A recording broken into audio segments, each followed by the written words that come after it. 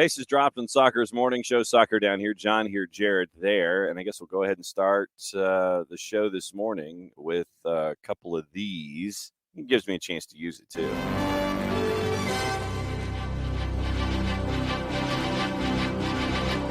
Nashville SC has new co-part owner type people.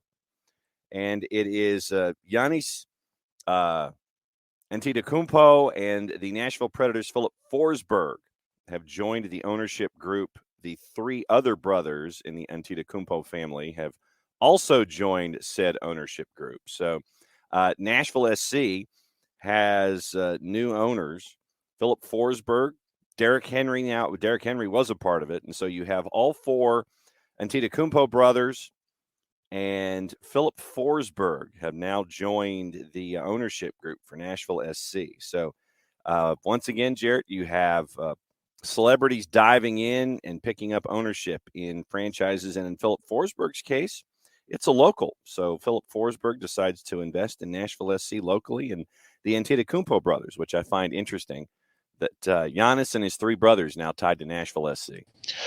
Yeah, man. I think it was some of our people in Nashville who did the thing of like, hey, Nashville's got their man up top. Like, don't hurt people like that. So Lucas was dropping man up top bombs with the signing of Giannis. Oh man, I mean, it's just, hopefully he does well. Investment. Yeah, hopefully he's able. Hopefully, I mean, by that I mean like hopefully they take it seriously because no question. You want things to keep growing, and you want things, I think, to keep growing, especially in the South, because we saw from this weekend where the two biggest attended games for this sport in the United States were in the Southern United States. That's the good stuff. That's what we want to see. Yeah. And you get to 2 north of 65. And by the way, we weren't done with the breaking news of the morning because this also happened literally in the 9 o'clock news dump. 9 o'clock, people send out press releases. We start at 9:05, so we get to hit this again.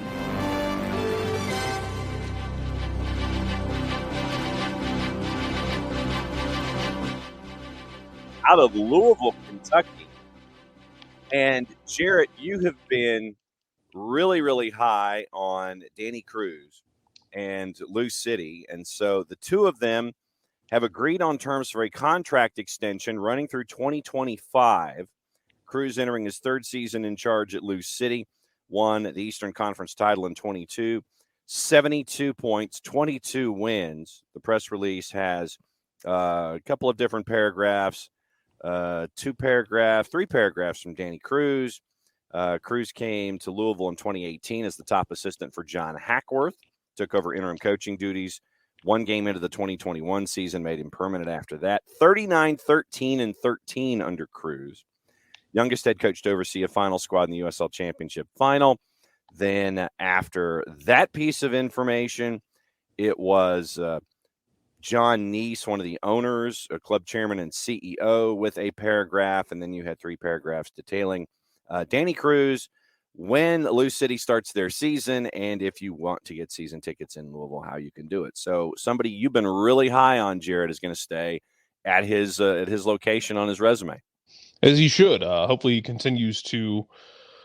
everything continues to grow for him. I will be very interested to see how, Lou City builds off of, it was a good season, and to see if they're able to continue to take those steps forward in terms of, especially with this new age of USL, where you're not going to have the 2 teams to deal with, which admittedly for the last few years, despite, Red Bulls 2 dominating teams back in the day, it's kind of been that layup game. It's not there anymore. You don't have as much as that, that emotional break when you're playing a 2s team anymore, if you're one of those teams. So in a way, it's going to get tougher for USL teams, and Danny Cruz might be an interesting one to watch as somebody needs a coach in MLS in the next few years. Mm-hmm. Well, you won't bring one up. That might be one to do, especially if you don't want to go like the assistant route. No. Yeah, you want to bring in someone with an established record in USL Championship. and you go Danny Cruz's way, I don't think you can go wrong with any other individual. Breaking news item number 3.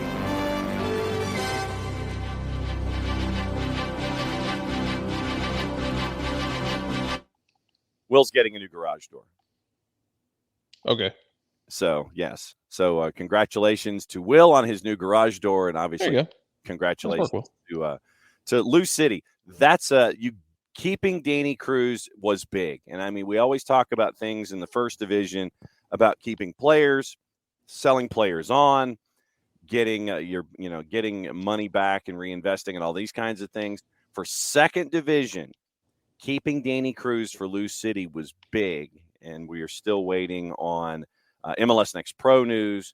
Season's a little less than a month away, and new springs, new garage door springs. Sorry, I forgot to add a word. That's an important word in this conversation. Yes, new garage springs versus whole damn door is those are important differences. Yeah, so new garage door springs for Will. My apologies. As someone who has a very moody garage door, I can relate to what you need in those kinds of situations. So, but no, second division, that's big news, especially after the season that Lou City had last year and what they're building there at Lynn Family, whether we're talking Racing Louisville in the NWSL or we're talking Lou City in USL Championship. That's big stuff. Once again, no word on the schedule for MLS Next Pro yet.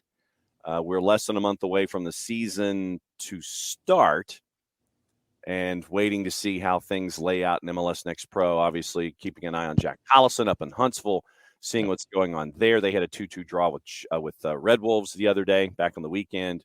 One Knoxville in USL League One had a tie with Atlanta United 2 yesterday, 1-1 draw. So, you got teams still doing their things. We just don't know what the schedule is going to look like, and it's supposed to be a part of the broadcast plan for Apple TV Plus. So we'll see what happens there with all of that. Will dropping $5,000, not about to drop $5,000 on a new door, and so one of the springs broke, blew out a week ago. Other one looks original to the house, which was built in '88. So and Will's going to hang out with Jack tonight. Okay, so cool. Please come back with a scouting report on Friday. By the way, Friday is looking its standard amount of jammed because it is Friday. Friday. Thank you, Sean Vergara. By the way, people are also getting scarred by the breaking news sounder because they're waiting for the breaking news sounder to actually be Yakumaki's news. We all are. Yes. So yeah, just so we're aware, just if people start losing their minds, it's because they're waiting for that breaking news sounder to be Yakumaki's related. Yes. And I think every time it's not, they're dying a little bit inside. Yeah. And so we're all waiting. No word. Don't worry. We are too. Yeah. No word yet on when state departments and multiple governments are going to get together and pair in concert and confirmation that Yakumaki's will be approved for Atlanta United heading into this season. Yes, absolutely true, Sharif, that the newest DP is Cretan. Know some people from there, or at least that heritage. So, that's something that we're keeping an eye on. That's when it's Minotaur season. 2's tied 1-1 with one Knoxville. They were down 1-0 and got an equalizer late. I believe it was Tony Tiente who got the job done. Yeah, so that's why whenever we start referencing Minotaur season, Sharif, that's what we're talking about when we're discussing GG. When we're discussing GG, so when we reference Crete and Minotaurs and Cretans and things like that, we mean it in the most positive sense, but no word yet. Well, Cretians, not Cretans or Croutons. Yes, no. This could go a lot of directions, and none of them are accurate. Yes, true. So Cretians, yes, thank you. I looked at it and didn't pronounced it literally. Not Your mother would be so disappointed. No question about it. So would mine. It's okay. No, well, that's how we roll here. So that's your opening kickoff, brought to us by our friends at Kickoff Coffee and kickoffcoffeeco.com. There's your QR code for those of you who are watching on Twitch. Once again, Soccer Down here and our friends at Kickoff Coffee. Facebook, Twitter, and Instagram at Kickoff Coffee CO. Use the code Soccer Down Here 15. Thanks for everybody who has. And once again, you get 15% off of everything that you purchase at Kickoff Coffee using that code. They in turn take 10%, reinvest it into youth games, youth initiatives. Very, very cool stuff from our friends at Kickoff Coffee and kickoffcoffeeco.com. Now, there's a lot of stuff to kind of catch up on this morning. We mentioned that Friday is going to be its standard amount of big. You're going to have weekend whip around. You're going to have beyond goals. You're going to have the sprint and trying to preview everything else in the weekend. So Thursday Thoughts is pretty much whatever's on your mind that we haven't talked about this week, plus what happened yesterday and going into the weekend, since the Friday show kind of flies by. We start at 9:05, we're done at 11:05, and it goes by like that. So this literally, it's almost like Thursday Thoughts, Jared, is the cleaning house day where everybody gets to get everything else off of their chest that has existed all week that they haven't had the chance to get off of their chest before we get ready for the sprint that is the Friday show and getting everybody ready for the weekend. Yes, this is your theoretical blood transfusion. Good luck. Yes. So I will start with you, sir. Is there anything that we have yet to address this week? Any holdover material? Anything else on your mind, Scottish Cup, that we might not have had the chance to talk about this week that we now have the chance to talk about this week? Hey, man, Scottish Cup was pretty cut and dry in that, like, Celtics showed up, played their game, got 2 goals from Kyogo Furuhashi, and Rangers just were kind of out of it and weren't able to really kick it into gear into the second half. And by then, they kind of burned up the fuel they had and didn't have much left in the tank at that point. So by the end of the game, I mean, it was amazing. Celtic didn't make it 3 or 4-1. It's just kind of there's still a gap between them. Beal's doing a really good job, I think, overall, Rangers, because he's keeping them afloat. But they still got some work to do, and a lot of that falls on their ownership for not giving them the budget to continue to build that team up. Because after they went to the Europa League Championship final last year, they sold a bunch of guys, but they didn't bring as much in. They bring, and I get it, like they bring in Malik Tillman. Yep. But it's a loan deal. You're going to more than likely have to give him back up. The team is not as good as it should be. After everything that just went down with them, they should be better. And they did not invest in the way that they should have. Mm-hmm. So, yeah, that's where I'm at with it. Anyway. Yes. Folks are wondering about broadcast assignments this weekend. They do exist. Ooh. They do Yes, exist. they do. So let's run them down. The 4:30 game, LAFC in Portland. That's Max and Mo. Max Bretos, Mo Adu. 7:30 starts. Atlanta gets Steve Cangelosi and Danny Higginbotham. But they Kanji Man and Danny instead of Kevin and Kendra. So, okay. I think Kevin and Kendra are. God, I just saw this. Where are they? I literally just saw this. They're in Chicago. Thank so you. Kevin gets to visit family for the second week in a row. NYCFC and Chicago. They are 8:30 Eastern time. Closer to Kendra's home in the Twin Cities, but Kevin gets to go visit family in Chicago. So I think Kevin's cool with that. The other 7:30s, Krakauer and Lloyd Sam go from Charlotte to Columbus. They have DC United in Columbus. Keith Costigan and Brian Dunseth. So Costigan and Dunny get Philadelphia, Miami. Callum and Kalen, instead of Callan and Kendra this year, it's Callum and Kalen. Callum and Kalen get Revs in Houston. Tony Husband, Ross Smith. The folks in Nashville will be happy about that one, getting to hear Tony Husband's voice, former voice of Nashville SC before the contract evolution. So at Red Bull Arena, it will be Tony Husband and Ross Smith. Tyler Terrence, Devin Kerr get the purple team in FC Cincinnati. And you can tell when folks have worked together in the past. When you look at Tyler and Devin from their time in USL Championship on ESPN+, then Tyler goes from there and he gets the Chicago Fire gig, gets to hang out with Tony Miola. So familiarity once again. They paired Eric Krakauer and Lloyd Sam together because of their time in Charlotte. Doing the same thing with Tyler and Devin from their time on the Plus and USL Championship. And it shows that rhythm is already there with those two that you're seeing. This time around, it'll be Purple Team and FC Cincinnati. 8:30, Drake Cordero, Jamie Watson as Austin takes on Montreal. We've mentioned Kevin and Kendra, Chicago hosting NYCFC. Followell gets a home game as he's paired with Lori Lindsay, LAG, and FC Dallas at 8:30. Your number one team, it's the first ever game at City Park in St. Louis. Charlotte visiting St. Louis. Jake Zivin and TT get that one. That one should be fun for a lot of different reasons. The pageantry going to St. Louis. And I will say this. I will stipulate that if Country Grammar is not a part of the PA system in some manner, way, shape, or form for St. Louis City SC, if they score or if they do something positive and Country Grammar is not played, you are doing a disservice to your fan base if Country Grammar is not played. And I'm probably sure that I just shocked Jason with that reference. 9:30, Nate Bacady, Tony Miola. Nate, longtime voice of Sporting Kansas City. So Sporting in Colorado, no word if the Prairie Dogs are going to be there in attendance in Commerce City. But Nate Bacady, Tony Miola, 9:30 at Sporting and Colorado. Your late games at 10:30. It is Adrian Healy, Kobe Jones. They are at PayPal Park as Vancouver visits San Jose. And Rogo and Heath Pierce, Mark Rogandino and Heath Pierce, they get to hang out in Seattle for the second week in a row.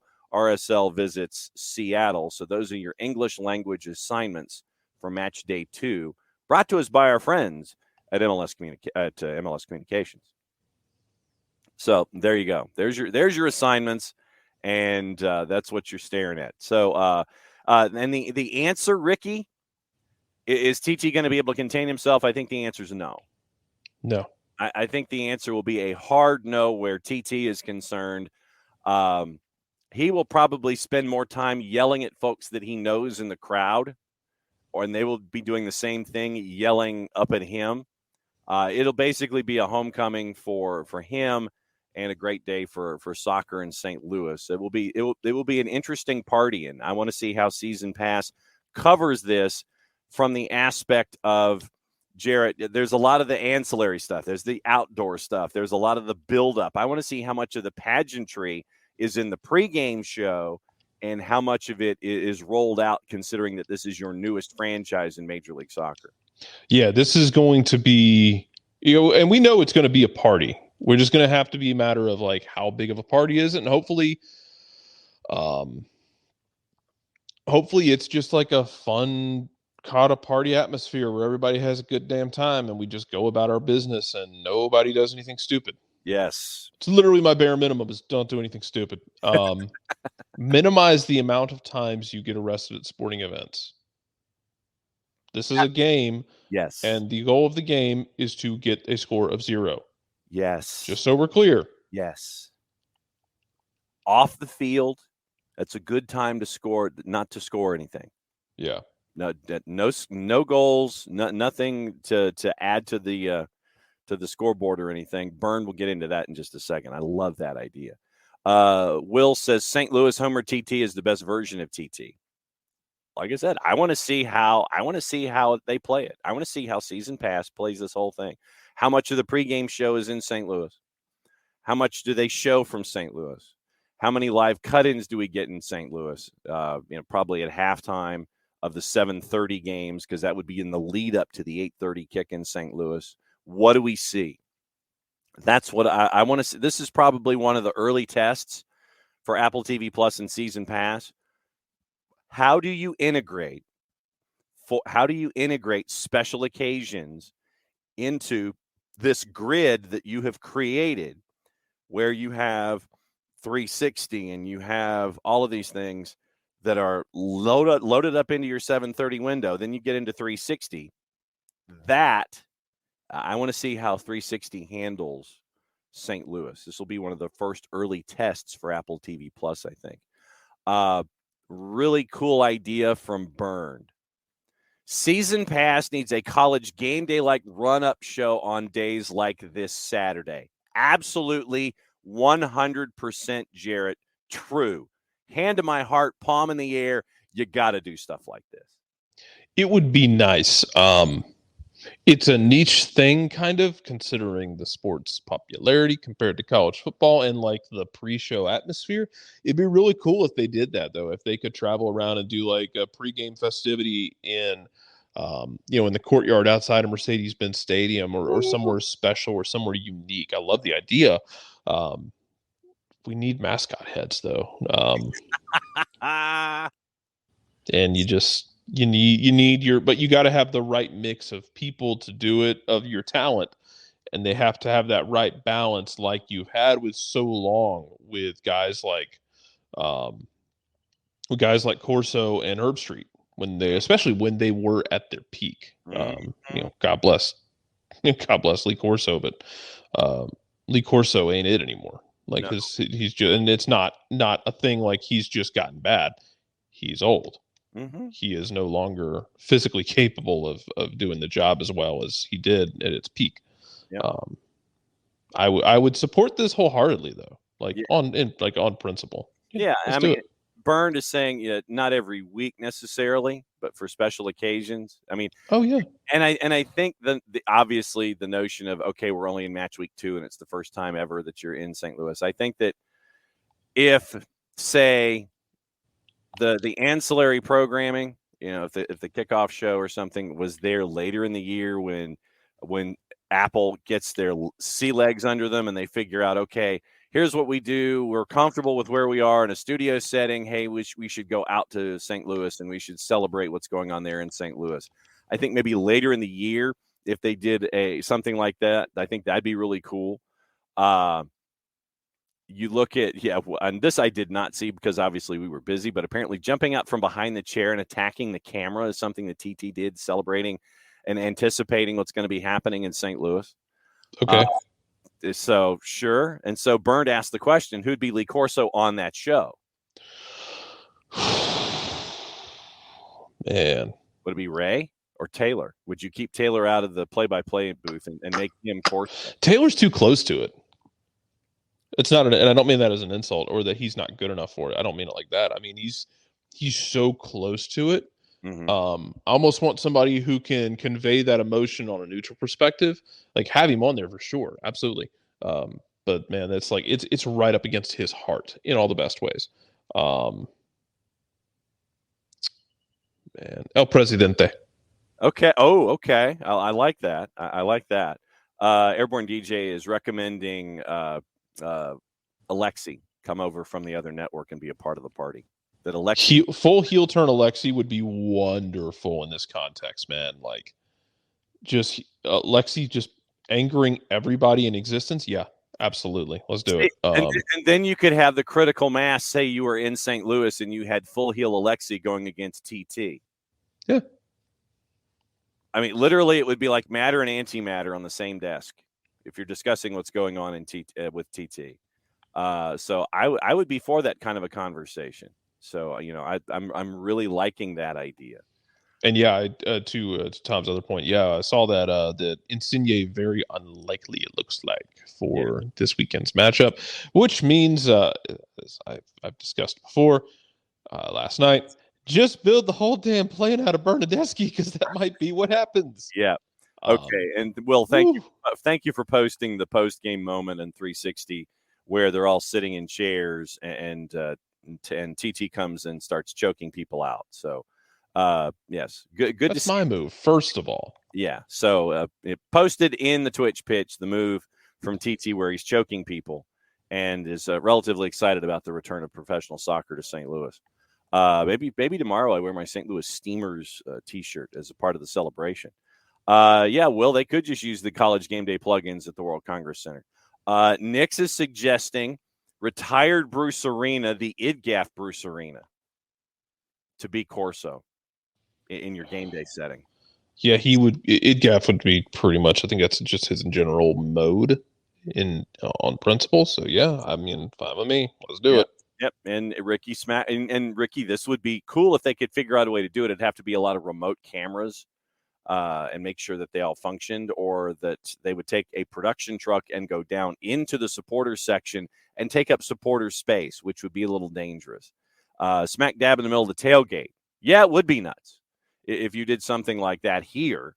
if you're talking about Atlanta United, but the technological demands would kind of be counterproductive. The best thing now, and help me walk through this, Jarrett. Let's say that MLS 360 Game Day, now that we've coined the show, now that we've coined the name of the show, if MLS 360 Game Day is in Atlanta and they use the 4-letter plugins from College Game Day right there in the plaza to do something in the Gulch or in the new Gulch where the supporters groups are, would it not have to be done with remote cameras? I mean, it would have to be done with a lot of antenna, hopefully not being messed up by microwave and things like that. You'd have to do a remote production basically in that supporter section to tie it to the game day set because of how detached it is. You couldn't run cable like 9,000 yards from one place to the other. It would have to be almost a separate production. Yeah, it would be. Be tricky. There's a lot of places you could do it. And I don't even mean just Atlanta. Like, there'd be places you could do something like that to give it like a game day-ish feel to it. But again, like I said, I think as much as anything, you're looking at getting the people right because Yes. that's what makes it work. When you get the desk, you can have these great ideas. You got to get the desk right. Mm-hmm. You got to have the right people on the desk doing the job, or else it just kind of falls flat. Yeah. So Will is asking everybody's view of Pat McAfee on game day. McAfee to me is an acquired taste. And he's polarizing. You either like McAfee and his shtick or you don't. Literally, there is no growing into Pat McAfee. It is an instantaneous thing. You either like him or you're like, nope, don't do it. When he's on, I change the channel. I mean, that is the kind of polarizing figure that Pat McAfee is. And I think that folks who watch him when he does either his show or watch him when he's integrated with wrestling, if they like him there, then they like him on game day. If they don't like the show, they don't like his over-the-topness on the Blue brand, then they don't like him also when he carries over to game day. So am I wrong in thinking about Pat McAfee that way? No, that's literally how I feel about him. I don't dislike McAfee, but yeah, I think acquired taste is a good way to describe what Pat McAfee is. I think he is an acquired taste, which is fine. I think on the other hand, I think you can acquire him, I guess is what I should say, compared to like yes or no. But I think it is a very much, really quickly whether or not it's for you, but it can grow on you. It's not all, it just depends on my mood with McAfee if I want to entertain it or not, because there's times where I'm like, it's great, and there's times where I don't really care. But I want to see him, I guess, like from that perspective, I'd like to see him kind of diversify himself a bit. Yeah. And be able to hit more than, one or two notes. Mm-hmm. That would be great. But, yeah, I don't know. Like, Lawless might be the closest you get to that just for raw insanity and goofiness. Yeah. And also being able to, because we know that he can run the heel. We know he can run heel as well as anybody. Talking about Lawless. Yes. But can you be more than that? Yeah. That's my question. Yes. So that's kind of what you're staring at when it comes to Alexi. Byrne was also thinking about Bruce Arena. It'd gaff Bruce Arena to be on that desk for game day. Yeah. I mean, like I said, as long as it's IDGAF at Bruce Arena instead of like Bill Belichick Bruce Arena, and I think that building that you coach in kind of rubs off on folks. If you just kind of mumble your way through, then no one's gonna listen. But I think if you're IDGAF Bruce Arena and you come in and you're just dressed all in black and you don't care and you're just gonna just fire off opinions and things like that, I think that'd be entertaining. I think people would enjoy IDGAF Bruce Arena as a part of the MLS 360 game day set. David, Steamers, you're the Dallas Sidekicks is what you're thinking about with Preki. Dallas Sidekicks was the MISL team. The Steamers were Slobo Ilievsky was in net for the St. Louis Steamers. And how do I know this? Because I was the guy that watched the MISL when it was on USA Network. And you had Kim Rotvid in Wichita. You had Stevie Jungle in Tacoma with the Tacoma Stars. You had Stan Stamenkovic in Baltimore with the Blast. You had the Cleveland Crunch.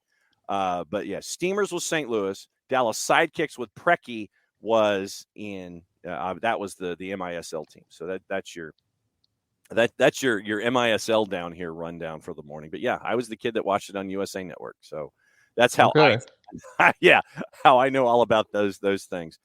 And Bam is voting for Knicks on MLS 360. Force. Sorry, David. Thank you.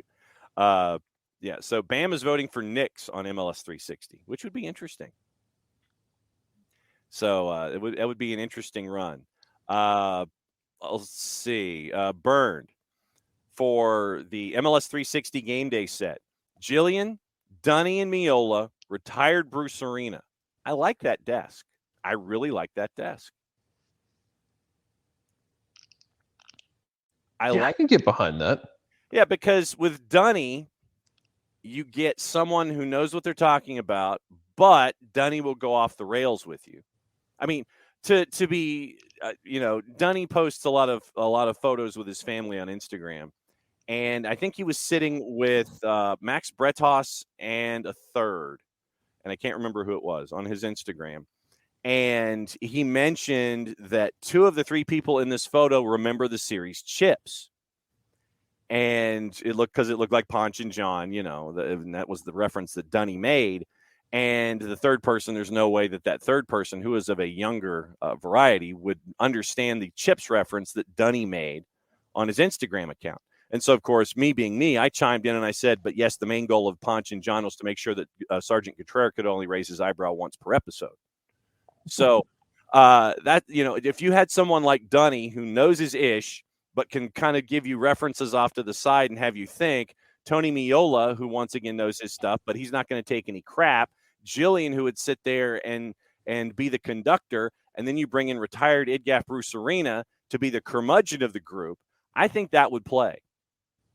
I think that plays. I think that you have probably Dunny far right as you're watching on camera, because that protects Bruce Arena from being over on the edge. Then you have Miola and Idgaf Bruce Arena in the middle, and Jillian quarterbacking on the left-hand side. So that you need somebody like Jillian to play quarterback for sure. Like, I just need you to keep, like, you put Jillian on there, like, why is Jillian here? Jillian's here to just keep things moving. Yes. The same reason that we had the same reason that, like, Ernie Johnson exists, the same reason that back in the day JB exists on the Fox pregame shows, was just that we need to keep this train moving and hope to God it doesn't absolutely blow up. Yes. Burned is like Arena would give Dunny and Miola so much ish for their takes. Not wrong. Yeah. And Coco, we thank you for this. Coco may conflict with our game day commitments with Atlanta United, but give Coco the SOT crew for MLS game day. Oh my God, we wouldn't get anything done, man. Also, you couldn't show that on cable. You would have to show it on, like, you'd have to, like, run it on HBO. Well, hey, but I mean, Apple TV Plus, it's a streaming service. That's fine. Just, I know that Nick and I would start working really blue really quick. Hey, like I said, frankly, Coco, humbled that you would think of the 4 of us to do it. I think it would be a hell of a show. Obviously, that means I think that I would have to be the ringmaster, and with you, Nick, not going to work. With you, Nick, and Jason on the rest of the table. It's not a ringmaster when you would be antagonizing Jason every 5 seconds. Will is saying that you'd have the black helicopter segment with Nick, or just black helicopters everywhere. Yeah, everything is a black. If everything is a black helicopter, we'd build the entire damn thing out of black helicopter. Yep, yes, and Coco says put the SOT crew on the secondary game day production, like ESPN, like what ESPN does with SEC game day, that runs concurrent with. Okay, to be fair, the way SEC Network stumbled upon absolute brilliance late last year with Tom Hart leading that crew doing like the SEC network game where I think they kind of approached it as like, they don't really care. They're not holding us to a high standard. We're just going to be insane. Yeah. And it worked so well. Yeah. And the other thing that they do during the game of the week in the SEC network, late in the game when they bring the crew and they have them on the field, I think that was a brilliant idea. Where you have the three of them, you have T. Hart, Little Bachelor, and Cole just kind of near each other. And if Cole is still doing his sideline duties, they're calling the game from the sidelines. That's brilliant. I love that idea. I'd love to see something like that in other sports, but you'd have to have folks who are confident and comfortable in what they're doing and who can do it well down there in a sideline position. Will says doesn't think the rest of the country is ready for you and Nick on a show. Oh, we wouldn't get anything done. They wouldn't learn anything, that's for sure. I don't know if they would even be entertained by us. They'd probably just be confused and annoyed. That's okay. That just means I have another satisfied customer. Yes. Bam, who's in this morning, because it's Friday with Bam. So Friday for Bam. Anyone here would love to see MLS 360 do what they did in Germany and have fans watching in silence. Depends. I mean, they tried that in the American football game, Bam, a long time ago, and it was weirdly received. Some folks dug it, some folks didn't. So I think you might have to have an option for something like that. Hey, if you want to get really weird with coverage ideas, go back and research. For those of you that might have been too young, I don't think most of you are, no offense, go back and research back when Monday Night Football just started throwing anyone they wanted in the booth, including Rush Limbaugh and Dennis Miller. Yeah, I remember that. It was a very weird time for broadcast television. Yeah, I remember that. Yeah, and Nixon, it's all four Antetokounmpo brothers and Philip Forsberg from the Nashville Predators, who are now part of the ownership group of Nashville SC. And Sam is saying that you would just keep bringing up Celtic every other segment. No, I wouldn't. I could go without doing that. Especially now that they're not like angering me on a daily basis. Yeah, I'm fine. Yeah. Will, the answer to your question, Will, is not Celtic. It is San Jose. Yes, that's the difference here, bud. Yeah, I mean, if you're doing SDH MLS 360, for lack of a better way to phrase it, if you're doing SDH MLS 360 game day, so that's what we'll call the program right there, SDH MLS 360 game day. If we're doing that, then we have to keep it mainly Major League Soccer. So I think Jarrett would be bringing up San Jose in every segment, in addition to all the other games that we would have to cover. So, So now this was after Cosell and Dandy Don and Keith Jackson and Frank Gifford, where they kind of went off the rails when it came to analysts. The four-letter, when they got it, decided they wanted to bring in Donovan McNabb and then bring in Rush Limbaugh, and that lasted, I think, the sum total of one episode, and that didn't go over well. Nix remembers the Dennis Miller days. He says he must have blocked out Rush Limbaugh. I don't think they put the two of them on at the same time. I don't think Dennis Miller and Rush Limbaugh were on at the same time. I think it was subsequent years. I think Miller was first, I think, and then Limbaugh came in after that. Morning, Alex. So go to that bastion of journalistic integrity, Wikipedia, Will, and do a Monday Night Football search, and it should be able to give you the crews and the orders as to when things happened and when things didn't happen. So, Monday Night Football, they went off the rails trying to bring in anybody trying to be different because they thought they needed to be edgy, and this is where I guess they decided it wasn't good enough with Pat Summerall and John Madden. Yes. Weirdest damn thing you've ever heard in your life. Yeah, I know. So we'll go off the rails, by the way, and absolute truth that. Okay, so Bam has some international news: Australia, Ecuador, and Sydney, and in Melbourne, confirmed for March 23 and 27. Will has your times for the Jack Collison meet and greet. It's for an hour today, 5:30 to 6:30 Central Time. Let's see. And Michael wants to know, with Gigi, if the visa is approved either today or tomorrow, would he play Saturday? I guess he could. So I discussed this with Sam and Joe. Here's the thing, man. Gigi has not played a game since the end, like middle end of January. It's been a minute. Yeah. I'm not expecting him to walk in the door and be like ready to go playing 90 minutes. Yeah. If you told me that, hey, his visa came through and he's able to give you 30 minutes, maybe 25 minutes, cool, great, happy with that, honestly.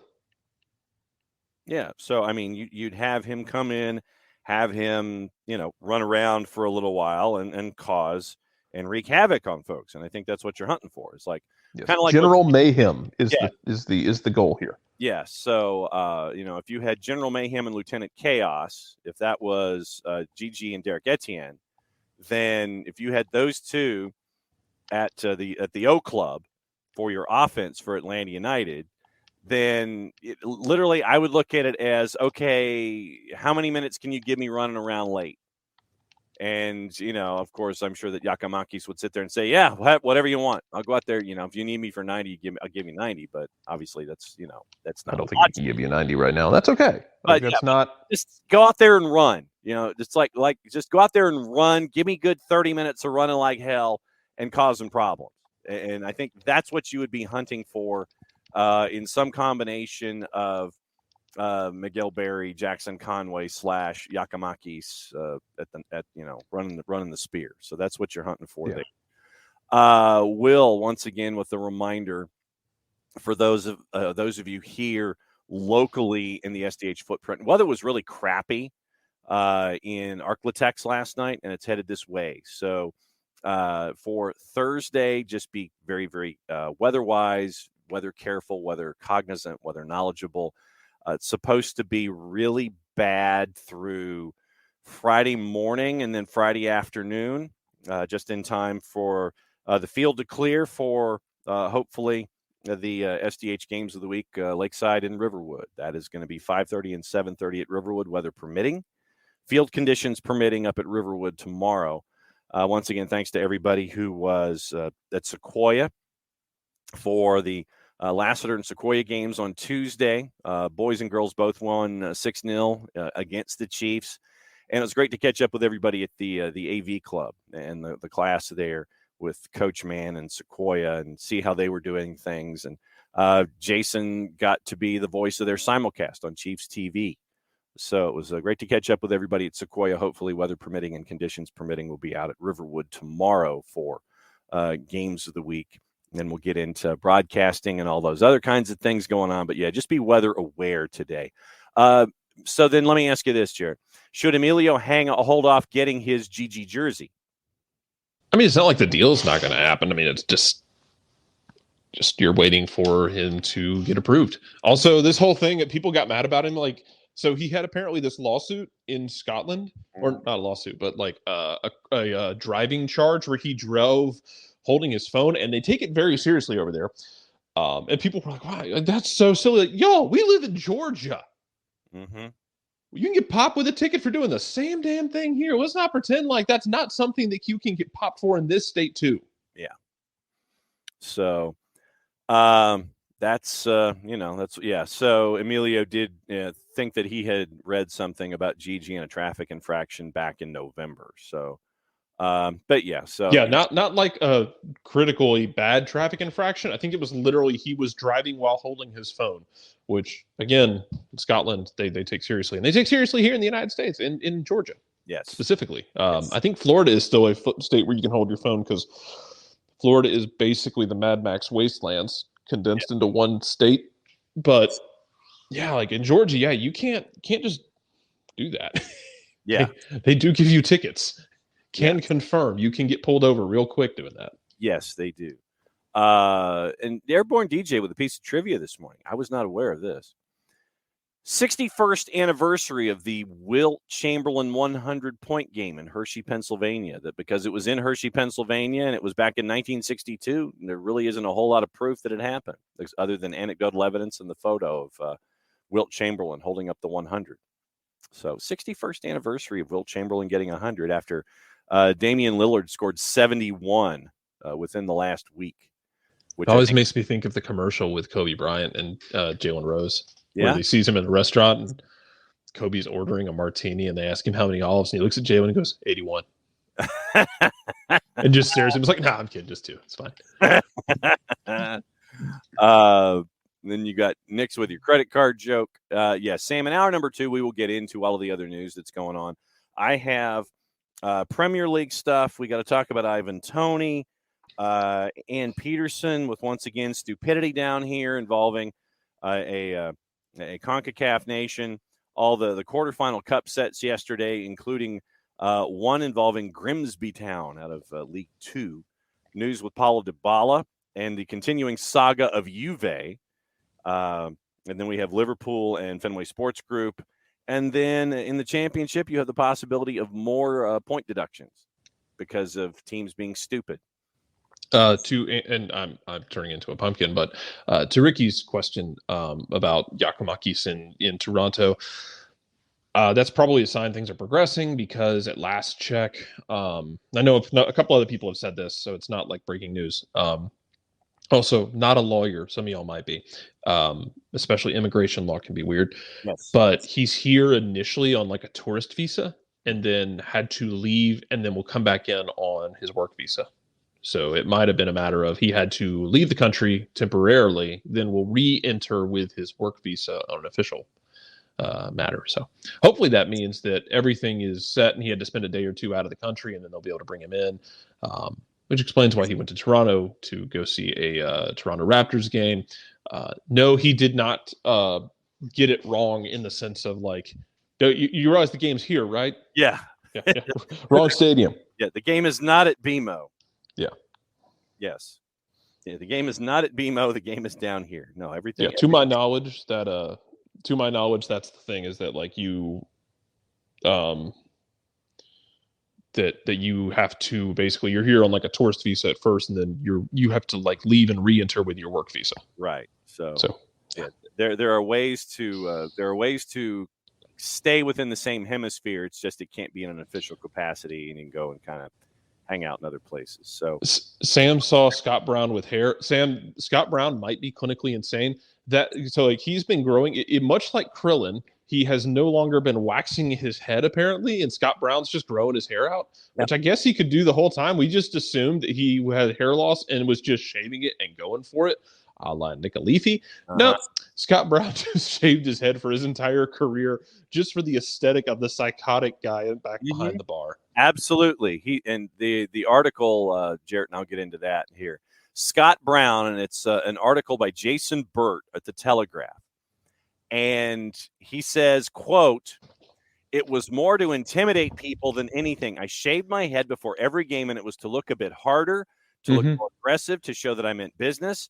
I would always try to pick on the bigger guy, never the small guy. I wanted to punch above my weight, wanted to play Champions League, wanted to play against Barcelona, Bayern Munich, and I loved it. I loved playing against the best players in the world. I did it quite a lot, and I thrived off of it." Yeah, he just an insane human being. Yeah, he says, so Jason Bird asks, so it was a bit of an act then? He goes, quote, "Yeah, you could be anyone you wanted for 90 minutes. As soon as I crossed the line, I became a different person. I was quite chilled and relaxed away from the pitch. On it, I was a pantomime villain. I could become a bit of an a-hole on the park," end quote. He also had said early in his career that he had to avoid sugary drinks like Iron Brew and Coke and whatnot because they gave him too much energy and he would run around and get too hyped up, which he already was through his entire career because he started out playing box to box and then slipped back into like Destroyer 6 territory as he got older. The idea of him being more hyped up is not safe for human beings to be around. Doug Roberson says Gigi won't train with Atlanta United today. That phrasing kind of feels like maybe he's getting close to being here. I don't know. Hopefully he's maybe coming back to the States. I haven't checked his, we don't have a flight aware for, we need a flight because I have flight get aware. the college football folks on GG. Yeah. I need a tail number, and then that way I can track GG because I have a flight aware subscription. So if anybody has a tail number, then we're cool with that. Yeah, so we will see you tomorrow for the whip around and possibly a golden ticket guest in the 10 o'clock hour as well. Sounds good. All right, so we'll see you tomorrow. All right, see ya. There goes Jarrett Smith, continuing Scott Brown. He says, quote, "If I felt we were struggling in games, I would try and set the tone with a tackle. I would smash someone or try and play a good pass or win a header. Right, come on, lads, let's go," he says. "It's just trying to be as positive as you can. I'm big on body language, and I don't want anyone slumped over looking like they don't want to be here. If you don't want to be here, then F off. Wherever I've been, I wanted to be. Hibs, Celtic, Aberdeen, Scotland, because that was my decision. If I didn't want to be at Celtic, I would have left, and I love being here. Here meaning Fleetwood Town as their manager. League One, appointed last summer, first managerial job, and he was going into a match yesterday against Burnley in the FA Cup. And so they lose 1-0, but I think that probably speaks a lot to what Scott Brown has been building there. Andy Pilley to appoint him, he says it was brave of the club. And quoting Jason Burt, but it was a bit of a brave, but it was brave of Brown also. League One is a ferociously competitive bear pit where he could have been spat out, yet he's quickly transformed Fleetwood's style of play, and with 13 games to go is in 11th place, having already beaten last season's points total and is on a run of 5 wins in 6, with the stats published daily on how the players are performing. No excuse about not being picked.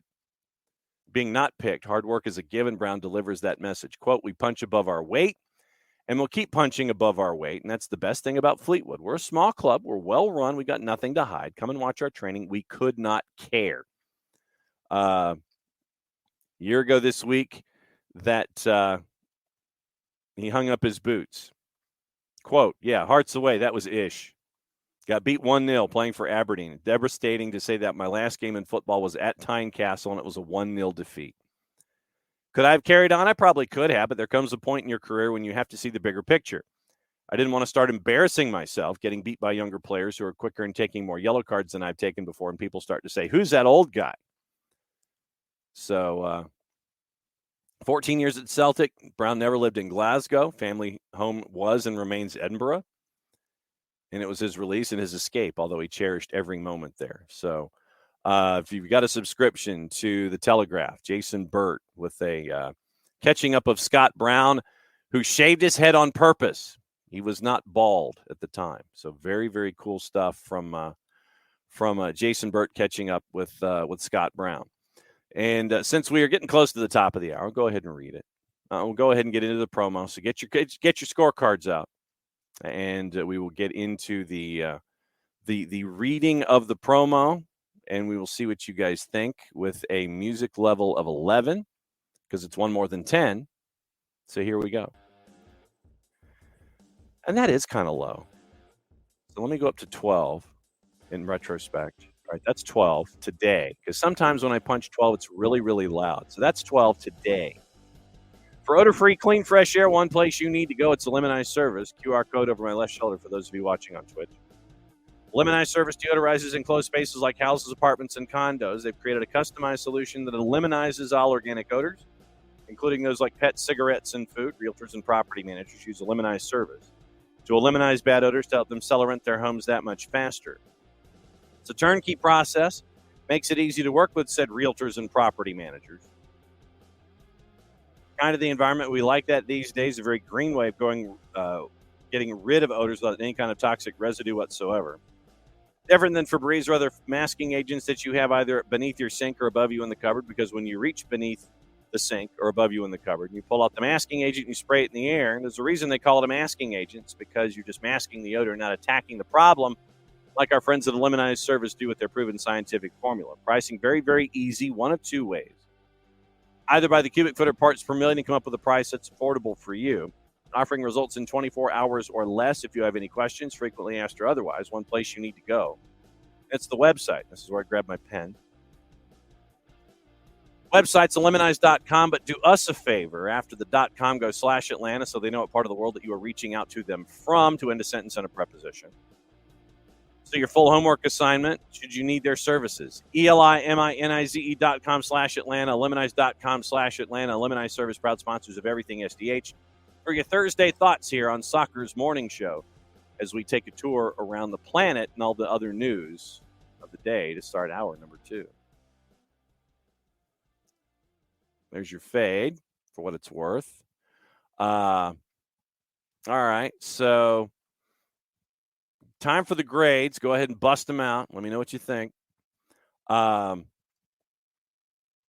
loud at all. Okay, see, that's the thing, Tom. That's the thing.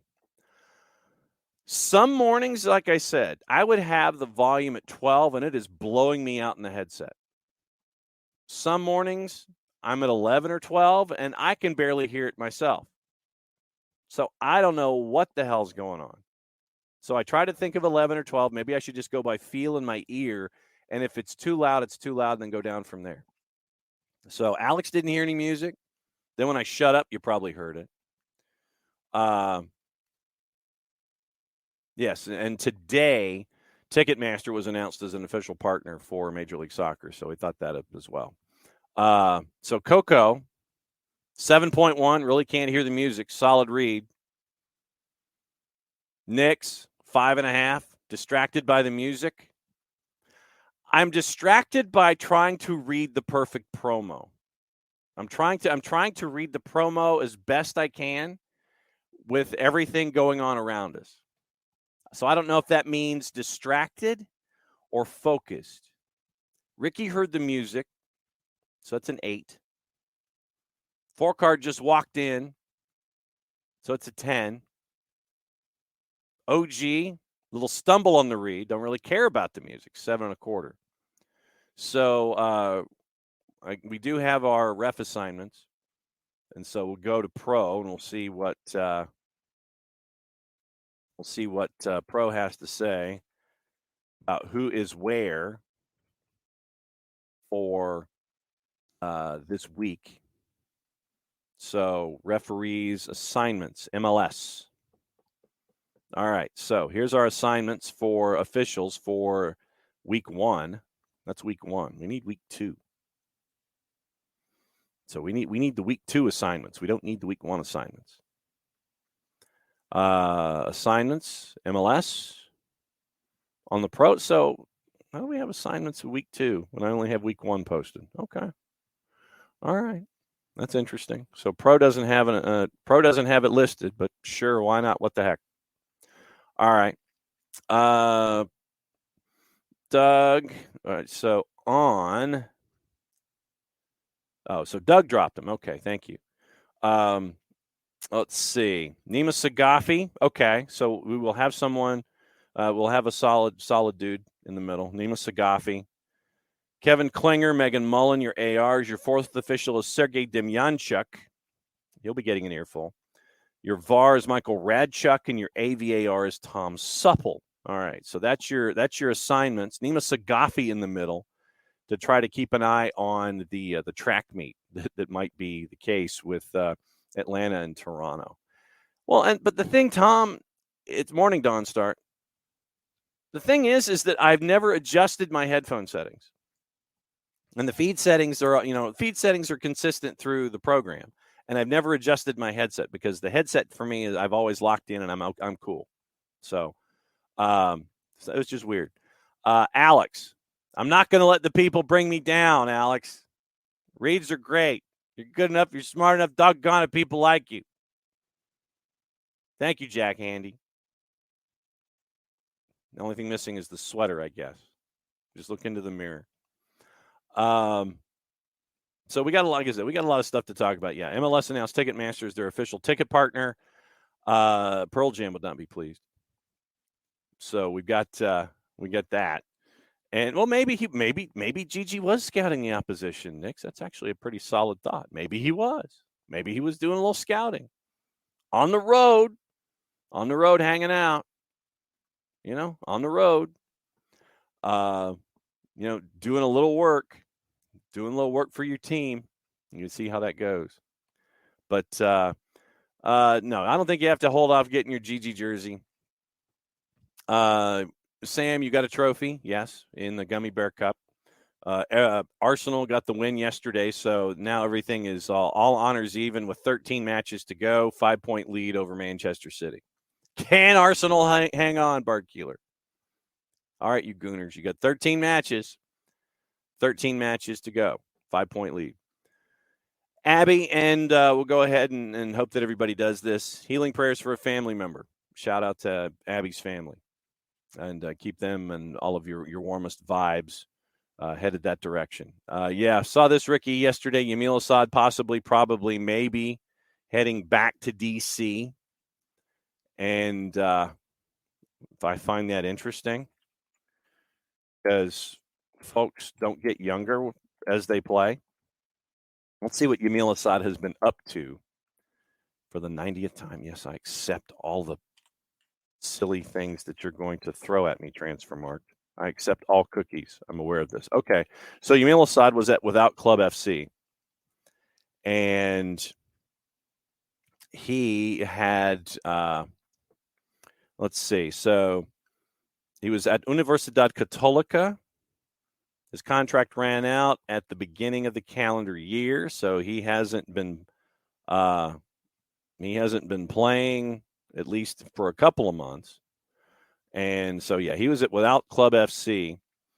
And in 2022, for Universidad Católica, 13 matches, 1 goal, and a yellow card.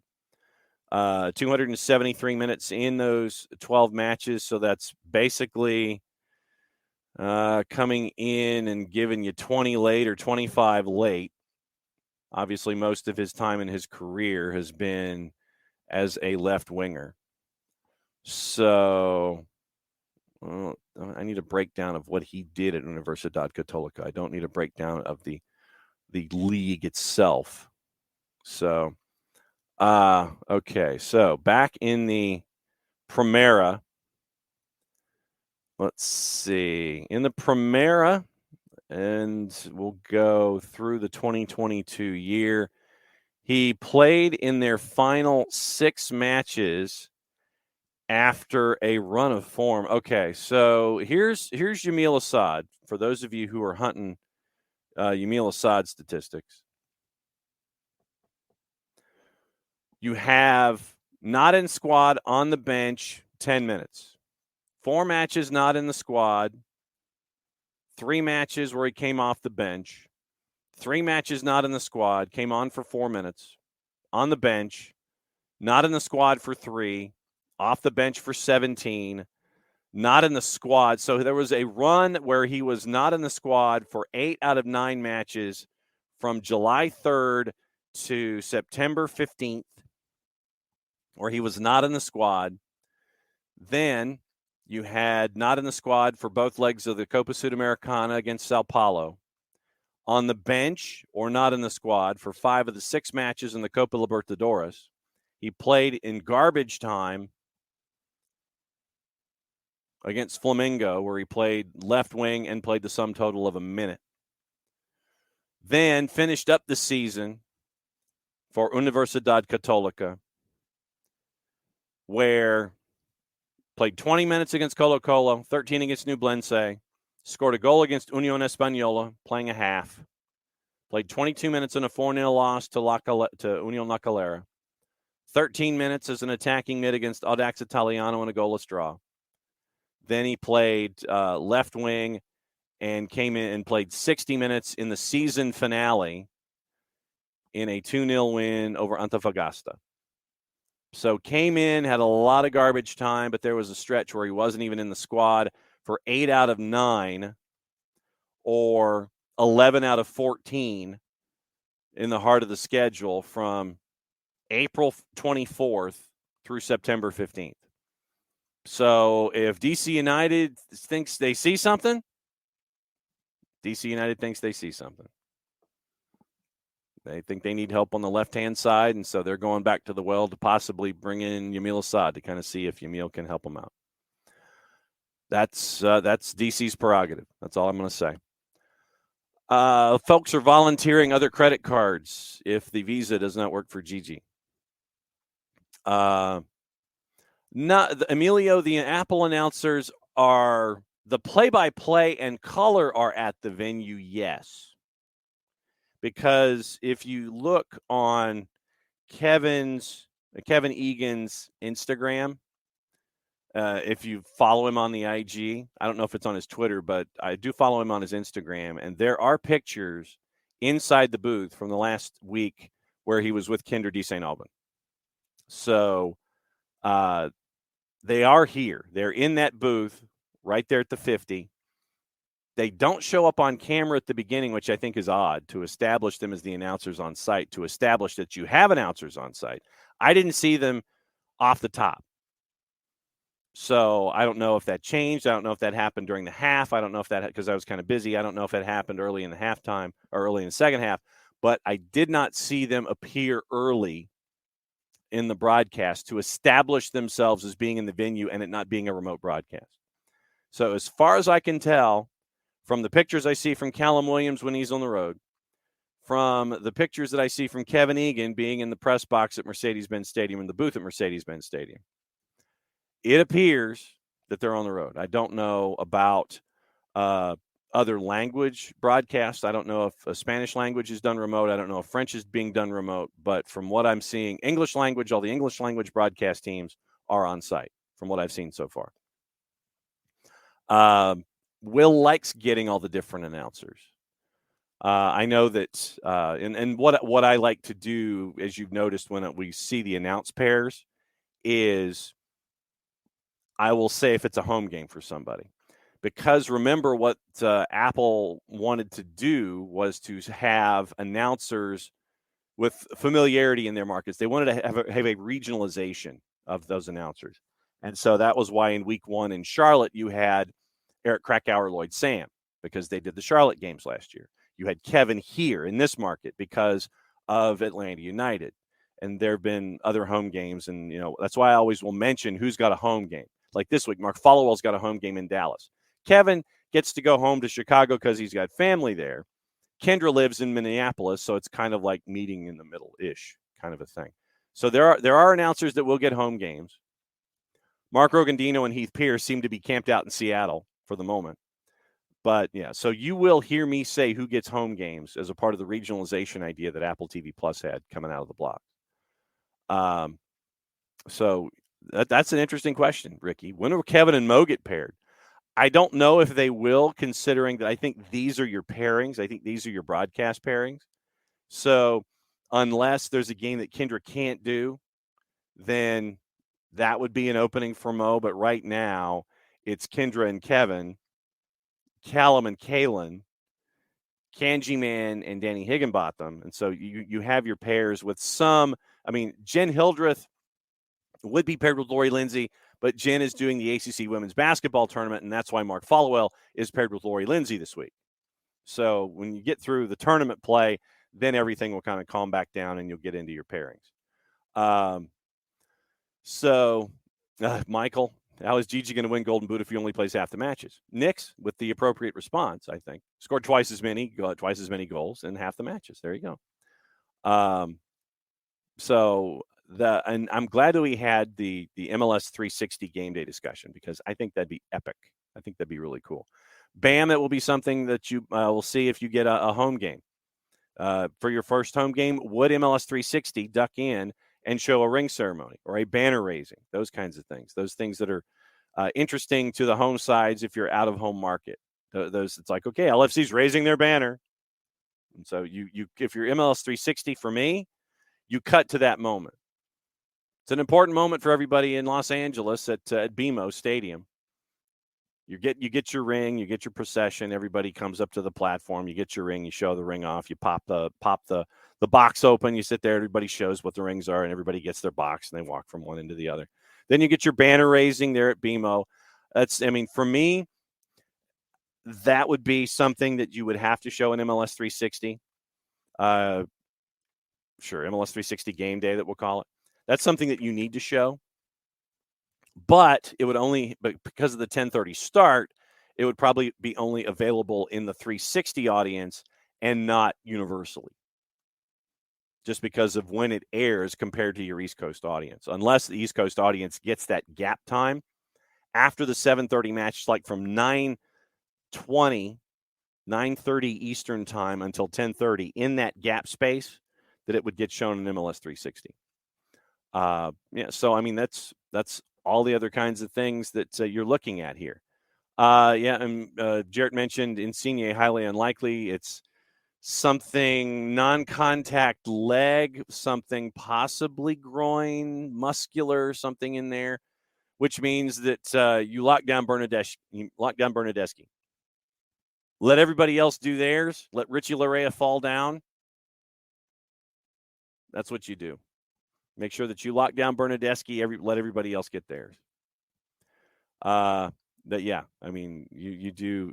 National League Rugby kicked off tonight for BAM, so BAM's had a very busy day. Let's see. Soccer Nuts 256, the Hunt City Supporters Group has a weekly slot on a Huntsville radio station. That's very, very interesting. And Abby, and thank you for the reminder here. Supporters Group secured the new lot, and it's great to see so many people. That's very, very cool. Too many logistics. This is Dreamland right now. LOL. I know, and that's true, but that's the fun part.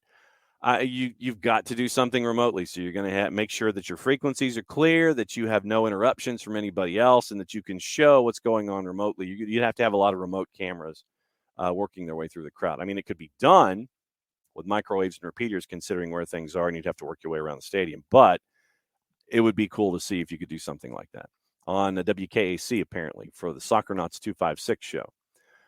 Michael was in the Gulch on Saturday. Pre-match show there would be wild. Space is very compact.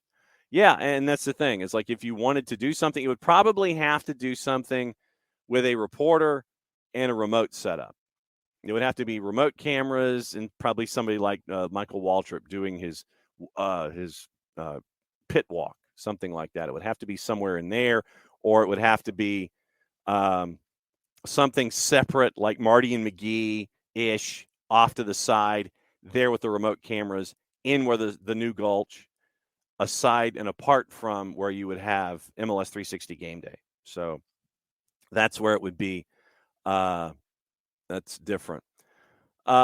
Knicks, I think they all are on site. Like I said, I mean, I'm looking at broadcast teams and I'm looking at announcers on their Twitter feeds, and they all seem to be on site. Like I said, I don't know about the French language or the Spanish language. Those might be done remotely out of New York.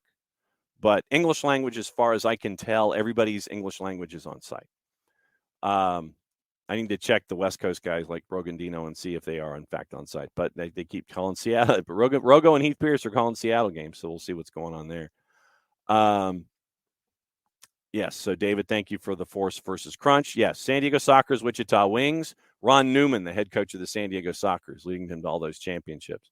Kim Rontvid was a part of the Wichita Wings, buried somewhere in my stacks. I believe I have a Wichita Wings t-shirt.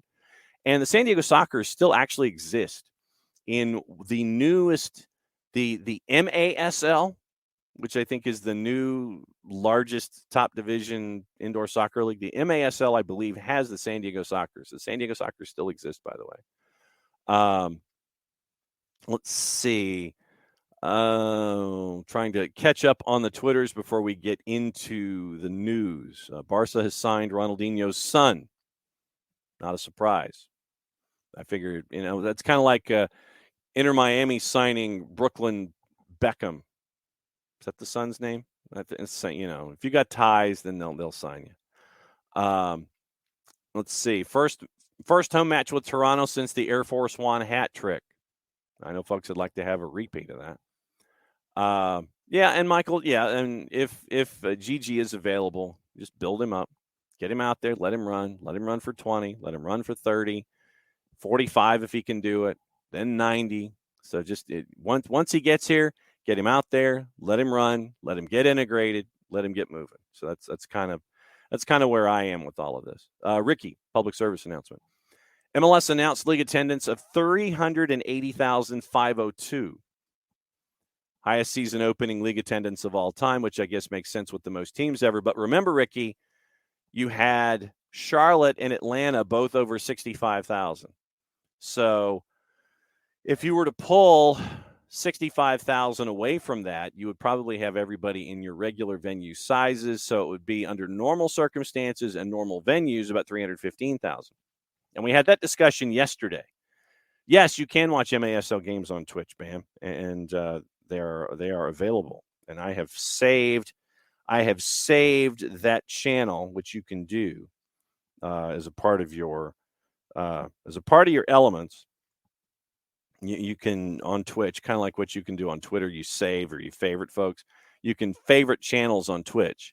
So if you're here and you're watching us and you want to watch games in the MASL, you go to the MASL channel or the NWSL channel, you favorite it, and you set your alerts. So when they have a new broadcast, you know about it on your Twitch channel. So very, very cool stuff there. Let's see. I'm trying to see if there's anything else on the board. I'm also trying to catch up with you guys on Twitch Pitch before we get into news, gossip, rumor, and innuendo. Let's see. So in Florida, you're required. Yeah, of course you are. Yeah, and I know that there's a lot of discussion about folks with cell phones and driving and all that kind of stuff. If you're driving and you get in a wreck, that's your fault. First off, you were not paying attention to the state law. And if you're not paying the state law and you got popped, then that's on you. Yes, put your phone down, people. Absolutely correct. Put your phone down. Bam with a new piece of sport trivia from Melbourne, Australia. Melbourne Storm in the Rugby League have never lost a round one match in 21 years. That includes 1 year with a round one bye. And we've got the beginning of AFL this weekend, don't we, Bam? I think it starts like late tomorrow night. You said, or is it the 5th or the 6th? I know that somewhere in here that we get the beginning of the AFL season. I think you remember discussing that with us here. Let's see. Yes, Scott Brown was a monster when he didn't have any hair. Then let's see. We'll go through temperatures. Yes, prepare for conditions, everybody. Prepare for conditions. Make sure that you're okay. Be prepared for everything else that's going on. I know that Newcastle, I know that Coco, you and Alex are disappointed with what happened in the Gummy Bear Cup final, but you got some tough ones coming up. You really got some tough ones coming up. Prim and Proper, by the way, will be out later this afternoon. And Thursdays with Nico actually will be on a Thursday, 1 o'clock Eastern time. We will have Nico Moreno from the Soccer Bar and from Pulso Sports discussing things from a Western perspective for a full half hour. So when we sign off a little after 11 o'clock Eastern, Nico Moreno comes back at 1. Prem and Proper will be posted on the network later this afternoon. If you missed it, Soccer's in Session was released last night, where we catch you up on the high school game here around the state of Georgia. Jason goes all over all the matchups, all of the rankings, all the news, and the in session interviews this week are with Nathan Dooley out of Perry. We catch up with him and Matt Roth out of Veterans with the hot starts that the girls in Perry and the boys in Veterans are having. We catch up with them. Those are your in session coaches interviews this week. Soccer's in Session, by the way, brought to us by our friends at Kaiser Permanente. Kaiser Permanente, thrive. Let's see. Knicks, City, and Man U, 2 of the next 4. Tough to maintain pace. Yeah, that's the key. Max home to LAFC. LAFC is the early game this week. Yes, it is. Knicks, Messi gave gold iPhones to his World Cup teammates. So Almada got one. And then Knicks with the appropriate link in the photo to show that does, in fact, happen. Yeah, Coco, no doubt. You went with Loris Karius in the Gummy Bear Cup. I think Karius held himself accountable fairly well. I mean, you only lose 2-0, and I can't remember the last time that Karius was active in a match because Pope was injured, Dubravka was cup tied, so you had to go with Loris Karius. March 15th is AFL. Thank you, Bam, because I'm getting antsy for my late night Friday and Saturday fix for the AFL, but because of Dubravka being cup tied, and he'll get a medal, by the way, because he was cup tied to Manchester United. So he gets a medal. He's cup tied. He's the number 2 keeper for Newcastle. He can't go. Pope is injured. You go to Loris Karius. You only lose 2-0. So that's where you are this morning. All right. We have news, and I will phrase it as such. We do have our share of stupidity down here that we'll be getting into this morning. And it comes from Annie Peterson with the AP, and once again, we always talk about things that are going on, and you just want to sit there and scream about what's going on. And let me see if I can find the article. Zlatan has returned for AC Milan. You've got Valencia visiting Barca as they're getting close to the drop. Let me go to the Twitters because apparently it's not going to help me out that way. I want to get the phraseology right from Annie Peterson when she posted the article yesterday. Once again, all this stuff gets posted in the afternoon, and it doesn't help us. Okay, so here we go. Here's your go-round of stupidity down here today. Yep, Don Star, we mentioned Giannis and his three brothers and Philip Forsberg from Nashville Predators. They're now all a part of the Nashville SC ownership group. So, I mean, it was literally ridiculous that that we get this from Haiti. And so, of course, now the article doesn't want to load. So I'm going to have to do it this way. I know this makes for incredibly riveting radio. And for those watching on Twitch, you sit there and you go, it's fantastic audio. John, you're doing a great job. All right. So the article from Ann Peterson having to do with our friends in Haiti. And it has to do with their ex, and it's from Yvan Sanon and Danica Coteau.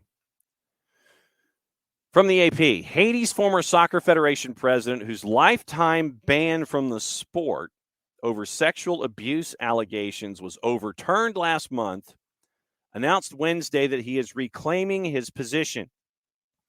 Yves Jean Bart's defiant announcement, once again, this is AP's wording, could lead to a standoff with FIFA, which already has appointed an emergency management committee to lead the Haitian Football Association through November.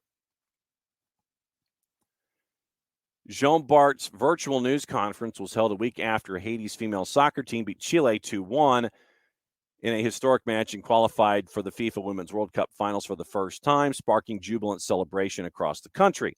Jean Bart has denied allegations by the FIFA Ethics Committee, which issued a lifetime ban after finding him guilty in 2020 of sexually abusing female players as young as 14, keeping mistresses and preying upon girls from impoverished neighborhoods.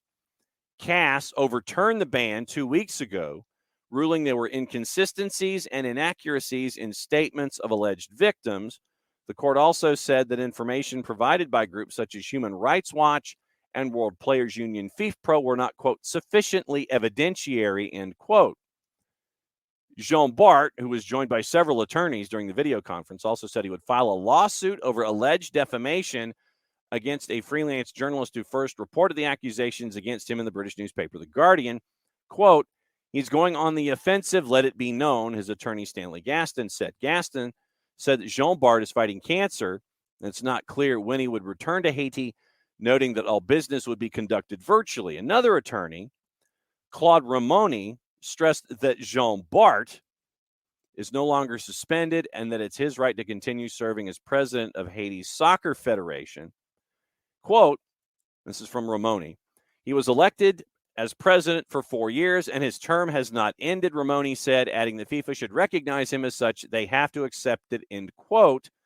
FIFA officials did not immediately return a message for comment. It is unclear whether FIFA has to let Jean Bart resume leading the Haitian Federation. The emergency panel appointed by FIFA to lead Haiti's Football Association is led by a veteran soccer official from Cuba and is set to represent Haiti on March 16th in Rwanda when FIFA's 211 member federations have their annual meeting. FIFA could deny Jean Bart a credential to such events it organizes, including the Women's World Cup that starts in July. The tournament's being co-hosted by Australia and New Zealand. The month-long tournament is being co-hosted by Australia and New Zealand, typically require Haitian citizens to apply for a visa to enter. It also wasn't clear if FIFA planned to appeal the court's decision to uphold Jean Bart's appeal. My guess is they will. Human Rights Watch said CAS wrongly annulled, in quotation marks, Jean Bart's lifetime ban, called on FIFA to appeal the ruling. In Haiti, FIFA and the sport of football gave Yves Jean-Bart enormous power, including to abuse child athletes and cover up his abuses with threats to kill survivors and family members. Minky Worden, Human Rights Watch Global Initiatives Director, said in a statement. In its hearing, the court failed to provide basic witness protection, despite knowing that many athletes and federation staff had received death threats. Jean-Bart, who had led Haiti's Soccer Federation since 2000, also announced Wednesday he would create new protections to prevent sexual abuse, including establishing an ethics committee. Quote, I have to thank God for the support and the strength to fight all the allegations over the 20 years from my enemies in Haiti and overseas, he said. They continue to try to beat me by all means, end quote. That is from Graham Dunbar, and that is also from Yvan Sanon and Danica Coteau. So you got that. And Rich has posted in the Twitch pitch for those looking. You know, we were discussing for a long time yesterday about branding in New York and New Jersey and trying to embrace, having the Red Bulls embrace their New Jerseyness. Rich has posted a photo of the new apartment complex that seems to be going up right outside Red Bull Arena, where if you have Red Bull season tickets and you live in the apartment complex, literally you can just walk across the sidewalk and go to the match. But so that's your go round of stupidity down here with Yves Jean-Bart and Ivan Toney. We've discussed this. Ivan Toney could face a 6-month ban from the Premier League, or he could face a ban of an unknown length. But right now, the word that came out was a 6-month ban for Ivan Toney, with the answers that Toney gave for the allegations about his betting on matches. And so what Toney has said in return is that what he wants is he wants to know who leaked the information out. He wants to know who leaked it, and wouldn't surprise me if there's some kind of legal proceeding if it continues in that regard. So grab the details once again from our friends at the Telegraph about Toney, the leak, and what it could mean. And it does not appear that there will be any kind of answers in this case until the idea of April. April is the moment that is on the board. And Toney demanded that the FA carry out a leak investigation. After details emerged, he had admitted to multiple betting charges but was contesting others. Remember, and this goes back to November, initially he was charged with 232 alleged breaches of betting rules. Then Toney got hit with another 30 in December. So he had to answer to 262 alleged breaches, charges of multiple betting, while and this was when he was in the lower divisions. It was not while he was at Brentford. Yeah, holy noise complaints, Batman, no doubt. So charged with 262 breaches, disciplinary proceedings set to start in the next couple of weeks. Revealed he was shocked to see reports emerging he had admitted to some of the allegations, and that's where Toney is his hottest right now. Quoting Toney when he wrote it on social media, it was especially disturbing for me to read the FA is saying, I shall be banned from football for 6 months before there's even been a hearing, and it does make me worried about the process. My lawyers will be writing to the FA to request they conduct a leak inquiry, as this is the second time stories have appeared in the newspapers, last time just before the selection of the England World Cup squad. The breaches allegedly occurred between February of 2017, January 2021. During that time, Scunthorpe, Wigan, Peterborough United, and Brentford when they were in lower divisions. Remains to be seen whether it will have any impact, according to, once again, the Telegraph, on Toney being selected by England for their upcoming matches against Italy and Ukraine in March. Toney was called up by Southgate earlier the year, didn't make his international debut, not included in England's squad in the World Cup. Once again, it was admitted that it was just for footballing reasons that he was not selected for the England side. So you gotta keep an eye on that as well. Arsenal with their 4-0 win over Everton You got to keep an eye on that. We mentioned Liverpool's owners because of all of the stuff that we hear involving Manchester United and whether or not they're going to agree to the Sheikh picking them up or Sir Jim Ratcliffe and Ineos. So it's either greenwashing or sports washing. Take your pick. But apparently the Glazers are not happy with the price tag and what is being offered so far. Remember, it was just round one. Another article out of the Telegraph, Liverpool owners Fenway Sports Group target media companies to take a minority stake. A contender, and this is from Sam Wallace and Chris Bascom, a contender to invest in Liverpool could be Liberty Media. Let's just hope that Liberty Media would be investing more in Liverpool than they did in the Atlanta Braves. Beat 2, 3, 4. Remember, Liberty also owns Formula One.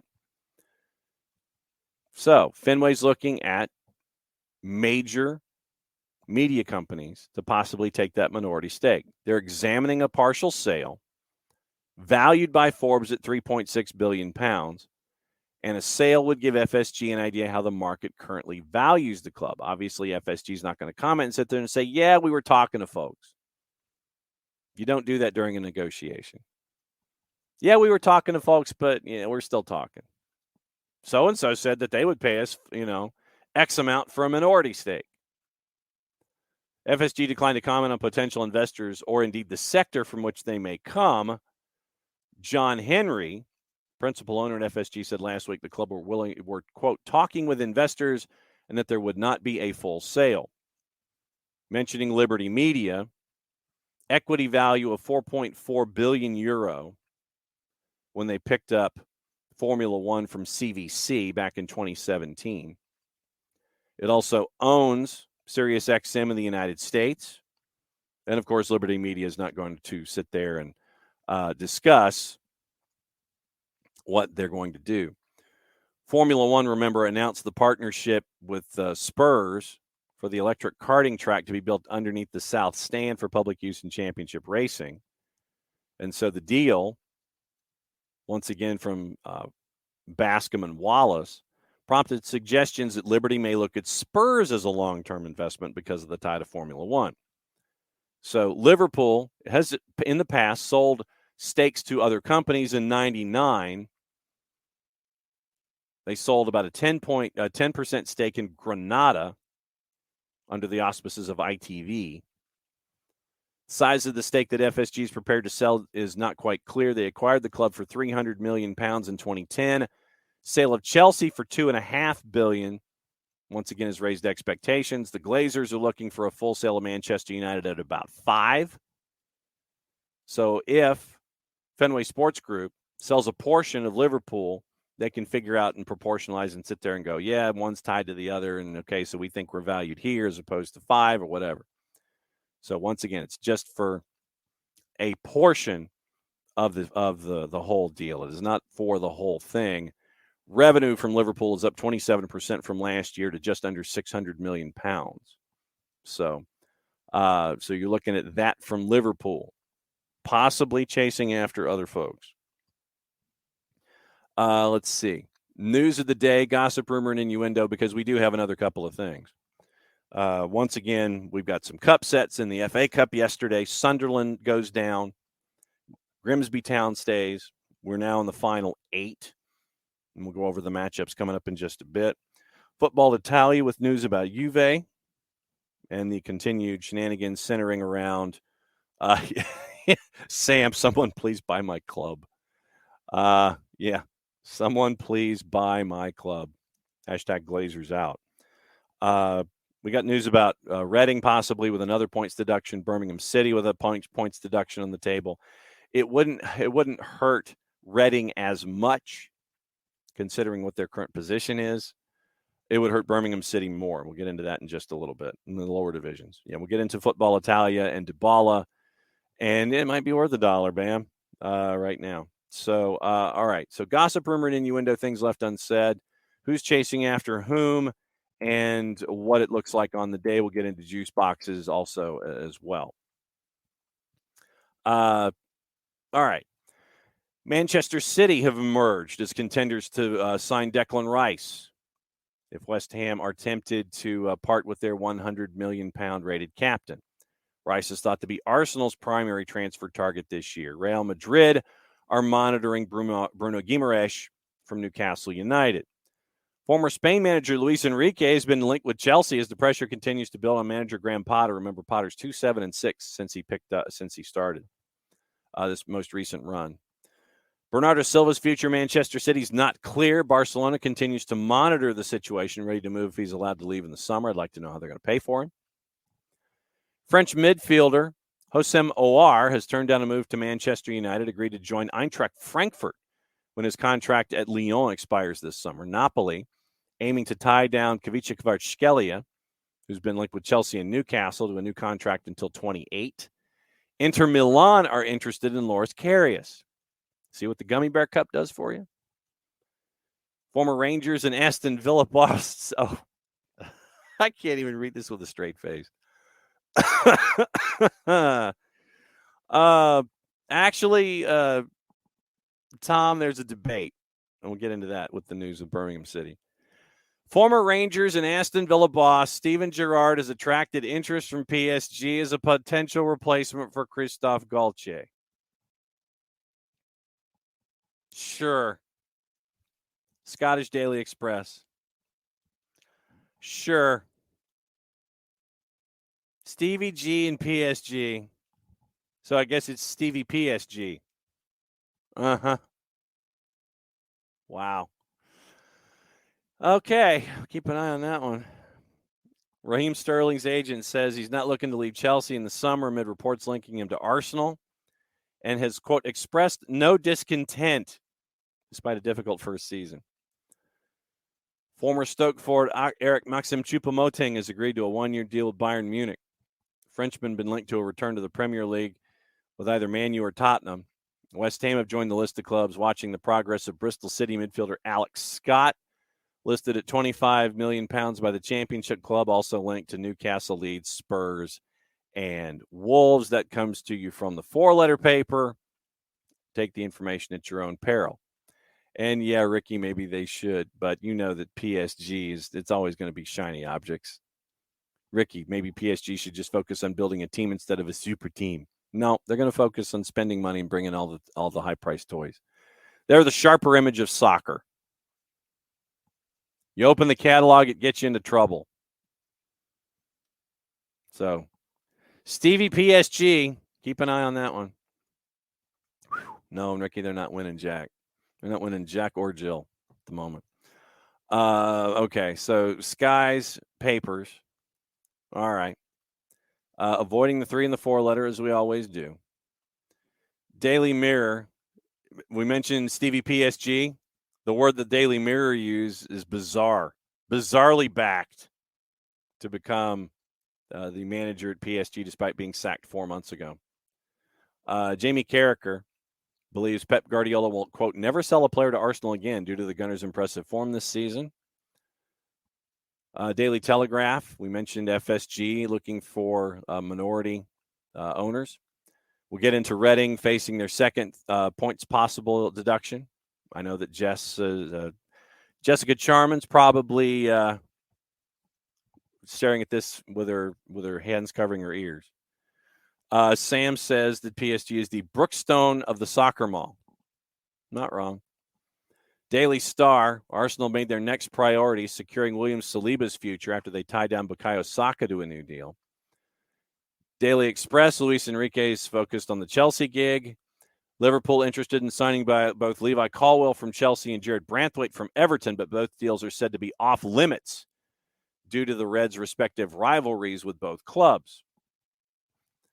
Scottish three-letter paper, Rangers icon Barry Ferguson reckons his old club blew it by not trying to sign his nephew Lewis from Aberdeen last summer. Celtic had been presented with a major logistical challenge after the dates for next year's Asian Cup were unveiled.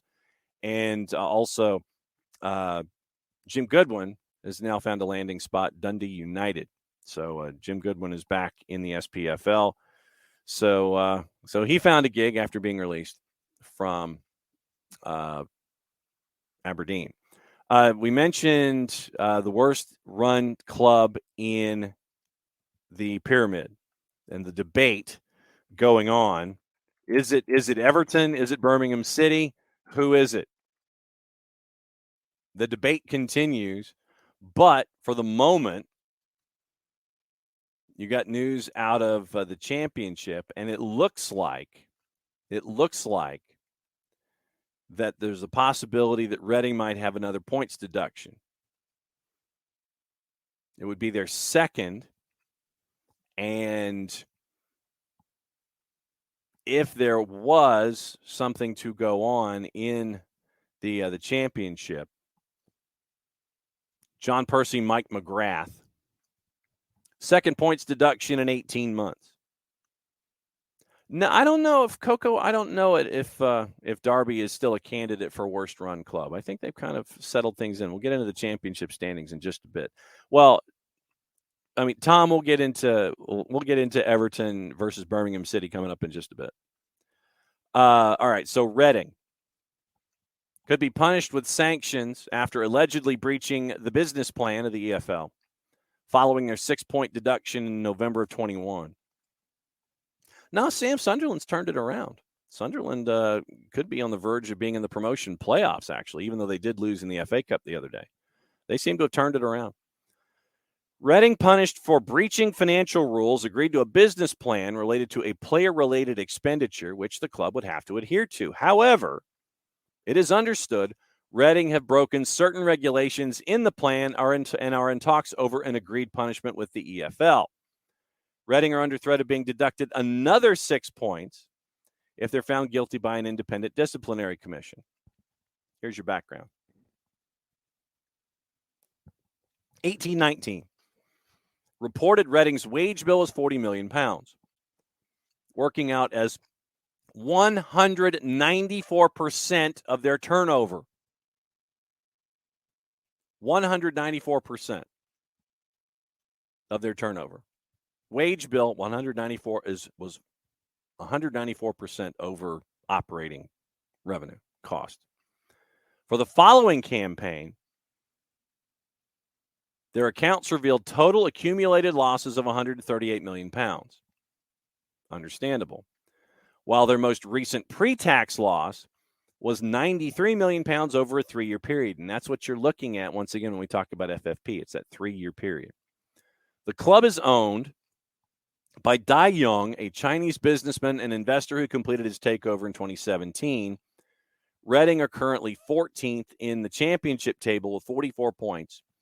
6-point deduction would take them to 38, which would put them in line with Birmingham City, who's 19th, but you're still also 7 points safe at that point. So, now, we mentioned the worst run club. Here's Birmingham City. And I know that we'll get into the debate of Everton versus Birmingham City. And we may end up splitting hairs, Tom, and sit there and say Everton might be the worst run with Farhad Mashiri at the top level in the first division. Second division might be Birmingham City. So here's Birmingham City's story, and we'll decide for ourselves. And I know that Tom is partial, and he'll probably still say Everton. Birmingham are facing another charge by the EFL after a lengthy investigation into the club's ownership structure with the threat of further sanctions dependent on whether owners Birmingham Sports Holdings Limited have breached regulations by misleading them, the EFL, over the current setup. Birmingham were charged last month with allegedly breaking the owners and directors test rules with the allegations including acquiring full control of the club without prior EFL approval. Quote, a number of individuals, in air quotes, are also facing potential punishment over a collapsed takeover bid last year, which we talked about on Soccer Over There. Paul Richardson, Maxi Lopez, and former Charlton chair Matt Southall all were charged. It's understood all three men plan to contest the charges, which will be referred to an independent disciplinary commission later this year. In November of 2021, from the EFL and Reading Football Club reached an agreed decision in respect to the club's failure to comply with the league's profit and sustainability rules. As a part of the decision, the club is required to comply with the terms of a business plan up until the end of this season. Plan focuses on a number of financial targets, with the objective of improving a club's financial performance. League is currently reviewing submissions from Reading to determine whether compliance has been achieved. So, Birmingham City, John Percy back in February had this very question, Tom. Everton, no. Birmingham are the worst run club in the country. So here's John Percy's evidence. So we'll see how it compares. Remember when Jamie Carragher said Everton was the worst run, and then everybody was like, yeah, rabble, rabble, rabble. Okay, so heavy points deduction, transfer embargoes, annual relegation battle, and once again from Percy, a seemingly endless churn of managers since the majority owners based in Hong Kong completed their takeover in 2016. Birmingham is under the investigation. Multiple charges over allegations it misled the EFL on who runs the club, questions about whether individuals involved in a failed takeover had influence on daily operations. Protests have happened this year. I know that Tom has seen those. Mystery surrounds the identity of who exactly owns Birmingham City. Tom, at least you know who owns Everton. And you know where the money is coming from. Paul Swen is the majority shareholder, but there are no photographs of him online. Wang Yaohu, known as Mr. King, once again, we're talking Birmingham City here, is understood to be heavily involved, yet it is unknown how much control, if any, he has. John Percy says that does not appear to be any long-term strategy or ambition, and the only priority seems to be keeping the club listed on the Hong Kong Stock Exchange. Percy calls for BHS to step aside. St. Andrews is a prime example, their ground, of the ownership's neglect. 2 stands closed due to structural issues. Lower sections of the Cop and the Tilton Road Inn have been shut since December 2020 and may not be opened until next season. One season ticket holder told The Telegraph the stadium is, quote, rotting, end quote. Last season, the academy, which helped produce Jude Bellingham, had its Category 1 status removed over an alleged absence of sufficient funding. The squad is a combination of battle-hardened professionals, Troy Deeney, Lucas Jitkiewicz, John Ruddy, playing with inexperienced youngsters. Jude's younger brother, Job, is one of them, is one of the ones that was produced. Birmingham supporters are looking for the time when the control can be removed from BSH. Canadian businessman Keith Pelly, remember him from being in charge of networks and leagues, conducting due diligence over a £35 million takeover. Could be further progress. The initial plan is to secure basically almost 1/4 of percentage of the actual investment. Finance to complete a takeover not understood to be a problem, though the setup of the current ownership and agreement with the Hong Kong Stock Exchange is a hurdle that needs to be overcome. Lawrence Bassini, remember him, the former Watford owner, was at the forefront of a consortium that included Keith Harris. That deal collapsed. Maxi Lopez, Paul Richardson, we mentioned them, launched their own takeover bid, even paid a deposit to complete a buyout, fell through in December. That deal is now being investigated by the Football League. Allegations that daily running of the club being carried out before a takeover, which you can't do. Players continue to fight on. So basically, Birmingham, you don't know who the owner is. There is no picture of the alleged guy who's the charge of the ownership group with Birmingham City. Who actually owns this club? We don't know. We do not know who is in charge of this club. Mr. King is at the center of the investigation, running the club without declaring beneficial ownership. But Mr. King has said that he has no involvement in the club. However, he's the owner of Dragon Villa Limited, which has shares in Birmingham, the BSHL, Birmingham Sports Holdings Limited. So, Mr. King, who's allegedly the guy at the top of the spear, I have no involvement in the club. But you're the owner of the company that has shares in Birmingham Sports Holdings. This is an investigation that's been going on for 2 years. I feel like Jeremy Piven in Grosse Pointe Blank. 2 years! When it should be 10. And it has included applications to obtain court papers from the High Court in Singapore. Birmingham have consistently denied there's any issue behind the ownership. They're Kevin Bacon on the sidewalk at the parade in Animal House. Stay calm all as well. They insist that Paul Swen is the major shareholder, the businessman from China educated in Australia. BSHL bought Birmingham City, allegedly, apparently, back in 2009 under a different company name. March of 2019, docked 9 points. They were found guilty of breaching financial regulations. 2020, charged with failing to adhere to a business plan, but avoided another points deduction. Birmingham City was 18th at one point, but they've done well enough to get out of the relegation zone. So you got that. You got that going on.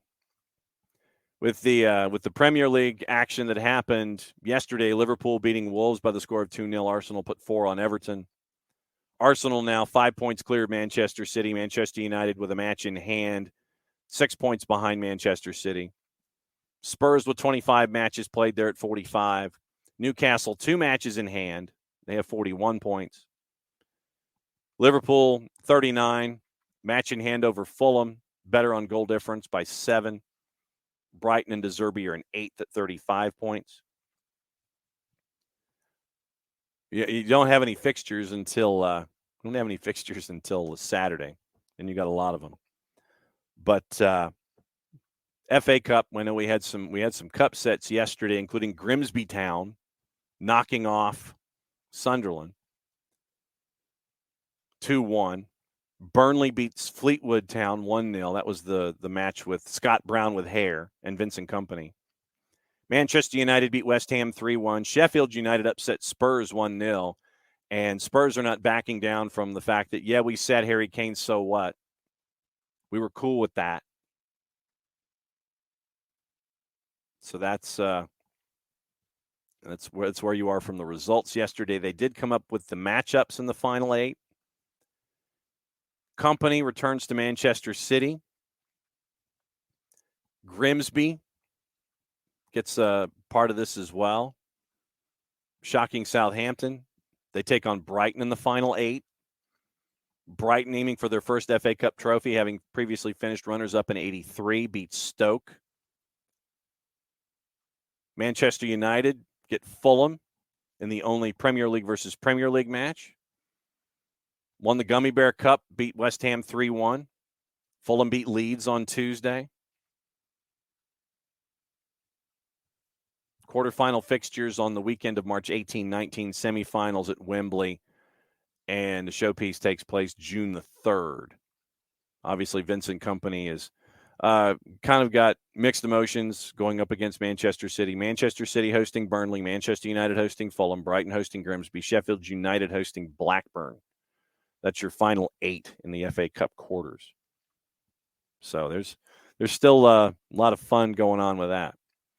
Know that I wanted to talk about Paulo Dybala in more soccer over there stuff before we go. And also I'll clean up what's going on the Twitch pitch and catch up with what you guys are thinking. Football Italia yesterday had a story involving Paulo Dybala. And let me see if I can find it quickly before Danilo extended his Juve contract. Victor Osimhen. The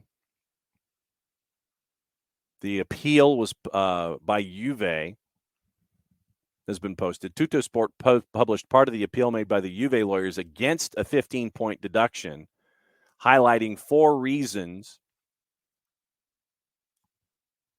why it shouldn't happen. 90-page document prepared by Juve's lawyers for their appeal. Highlight 4 reasons why the ruling was unfair and should therefore be revoked. only two ways for CONI either confirm the ruling or cancel it, which means that reformulating the point from our friends at Football Italia, reformulating the point deduction isn't an option. It's basically an all or nothing. Why did Juve think the ruling was unfair? Club lawyers insist no formal rule prohibits capital gains. I feel like we need Nick Alifi in here on this. Club lawyers insist no formal rule prohibits capital gains, which is one reason why they were cleared of allegations in a trial in 2022, along with other Italian clubs, including Napoli and over 50 club directors. One of the reasons why the FIGC punished Juve in January is because in the meantime, new evidence emerged from the criminal investigation carried out by the Turin prosecutor, including wiretaps and a notebook belonging to Federico Cherubini, where, among other things, he blamed his predecessor, Fabio Paratici, for the excessive use of capital gains. However, according to Juve lawyers, the evidence that emerged is not new, and the article used by the FIGC court to justify the points deduction does not allow an overruling because of new events, but only for factual error. So Juve is arguing the fact that it's outside the purview of the previous case. New facts cannot be released into evidence to retroactively come back and have, we have more evidence, and so we can, continue to chase after the case because the case had already been closed. Juve also believes the FIGC court had already scrutinized the most relevant wiretaps and documents when the club was cleared of allegations in 2022. Basically, what it sounds like here is Juve is sitting there and saying, okay, y'all had your evidence, you had your case, you didn't find anything, so the fact that you found more stuff after the case was closed doesn't matter. You found new stuff that might have been more incriminating, that might be new evidence, but because you found it after the ruling, it shouldn't count. Third reason, according to Juve lawyers, the FIGC changed the charge against the club, ruling over a new matter without consulting the defense lawyers and committing a serious and blatant violation of the right of defense and the right to be heard. So once again, it sounds like the Juve lawyers are trying to clamp down on the ruling as a deadline and that you can't find anything new and have it apply to something that already had a decision. You can't go new evidence. Counselor, we have new evidence in the case. Juve's lawyers are saying, nope, can't go there.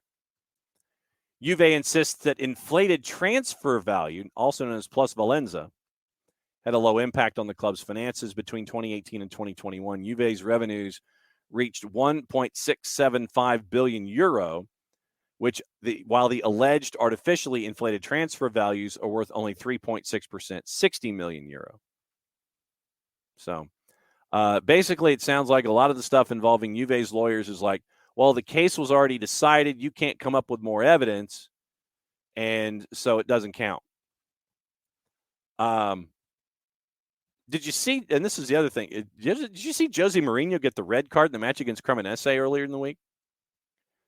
Jose Mourinho turns to Marco Serra, the fourth official, in the game against Cremonese.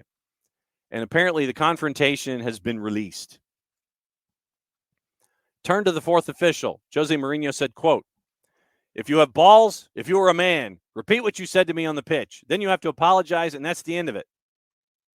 Sorry for what, was the reply from Serra. I don't have to apologize to anyone. I didn't say anything. So we got that for your your red card for Jose Mourinho. He was hot. He really was hot. I will say that. That was.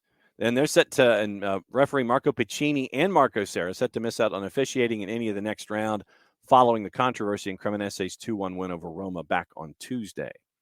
So, Milan owner Jerry Cardinale met City Mayor Giuseppe Sala and Lombardy Governor Attilio Fontana to explain the club's plans for the new stadium away from San Siro.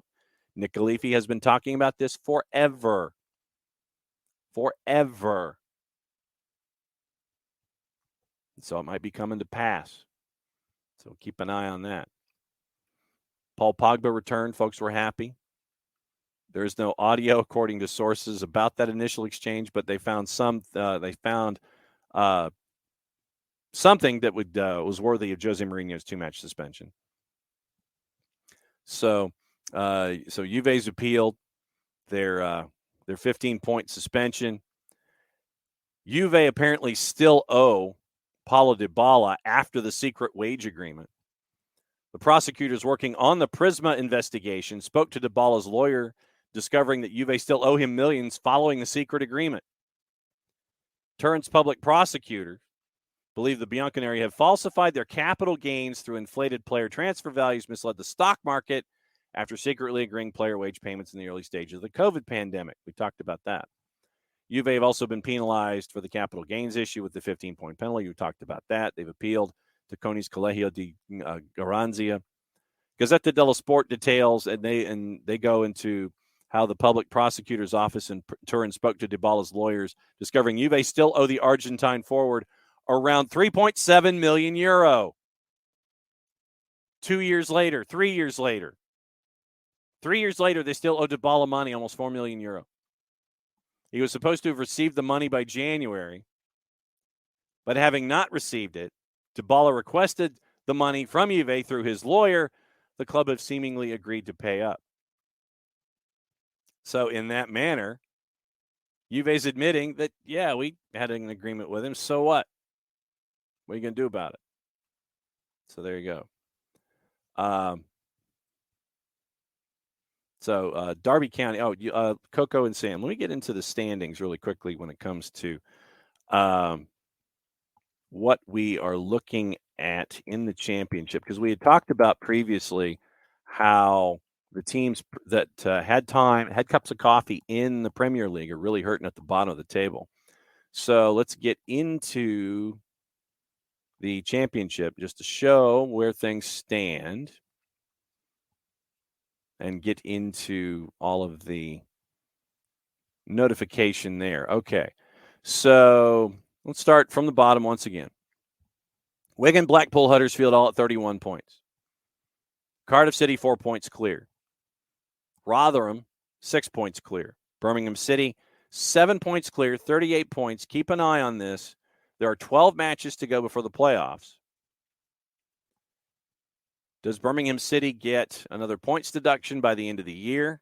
Do they end up in the relegation zone? Because if it's a 6-point penalty, no, but they're only a point away from safety. They're a point out of safety or out of the relegation zone. If it's 6 points, they go from 38 to 32. Anything more, they're in the drop zone. QPR, Stoke, Hull, Swansea, Reading. Once again, if Reading gets another 6-point deduction, they'll still be okay. There's 7 points out of the relegation zone at that point. Bristol City at 44 points. Nigel Pearson, 11, 11, and 11. Preston North End, West Brom, Coventry, Sunderland, Watford, Norwich. And that gets you into the playoff zone. So we were talking about Derby. And in League One, we were trying to keep an eye on Derby County and them trying to get back into the championship. The table right now in League One, Derby is in the promotion playoffs in League One. And it's a fairly competitive race.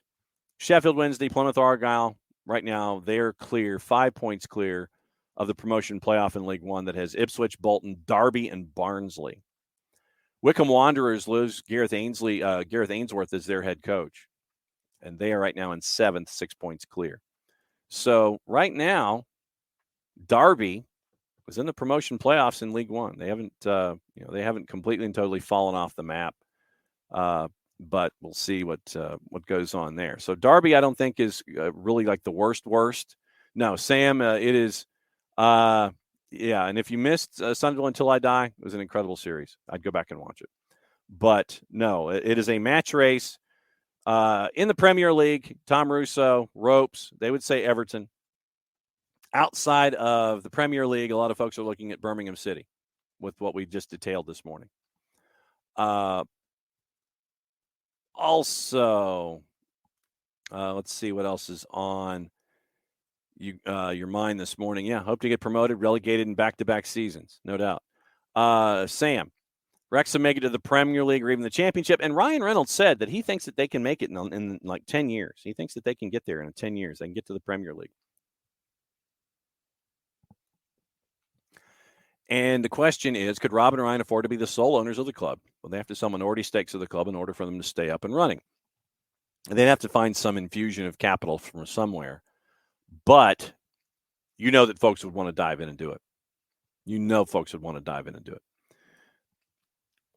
Yeah, and Tom, true. Everything said about Birmingham City, maybe aside from maybe the rotting stadium, could also be said about Everton.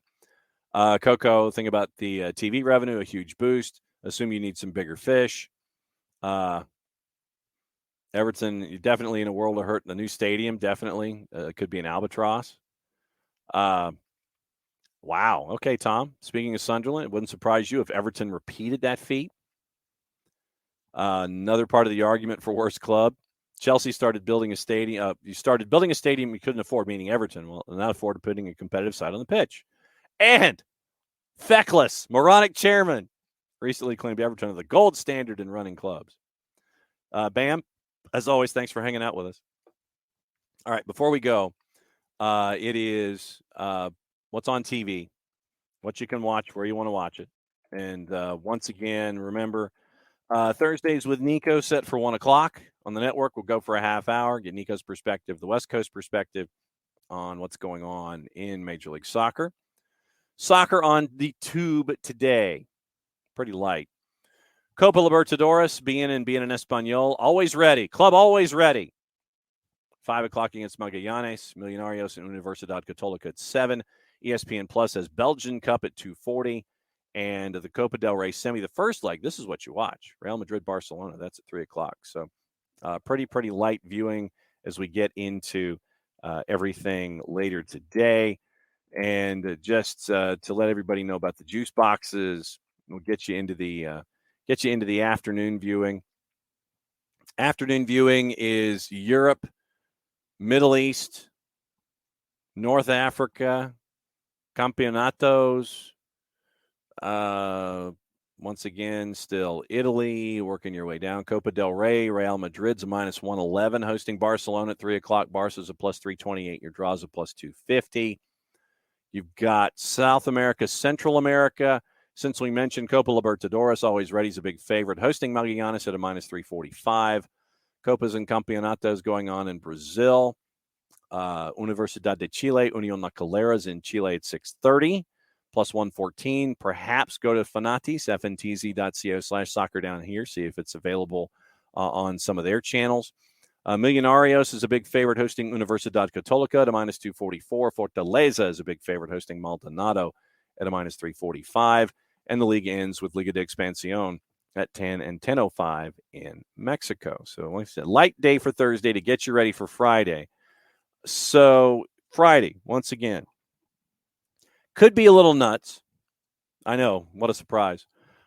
Weekend whip around. We may have a golden ticket crasher in the 10 o'clock hour. So what we may do is do it as beginning and end. 9 o'clock could be the start of the weekend whip around with Jarrett. 9:30, our friends from Beyond Goals to talk about week one. Get you ready for everything going on. Talk about mentoring.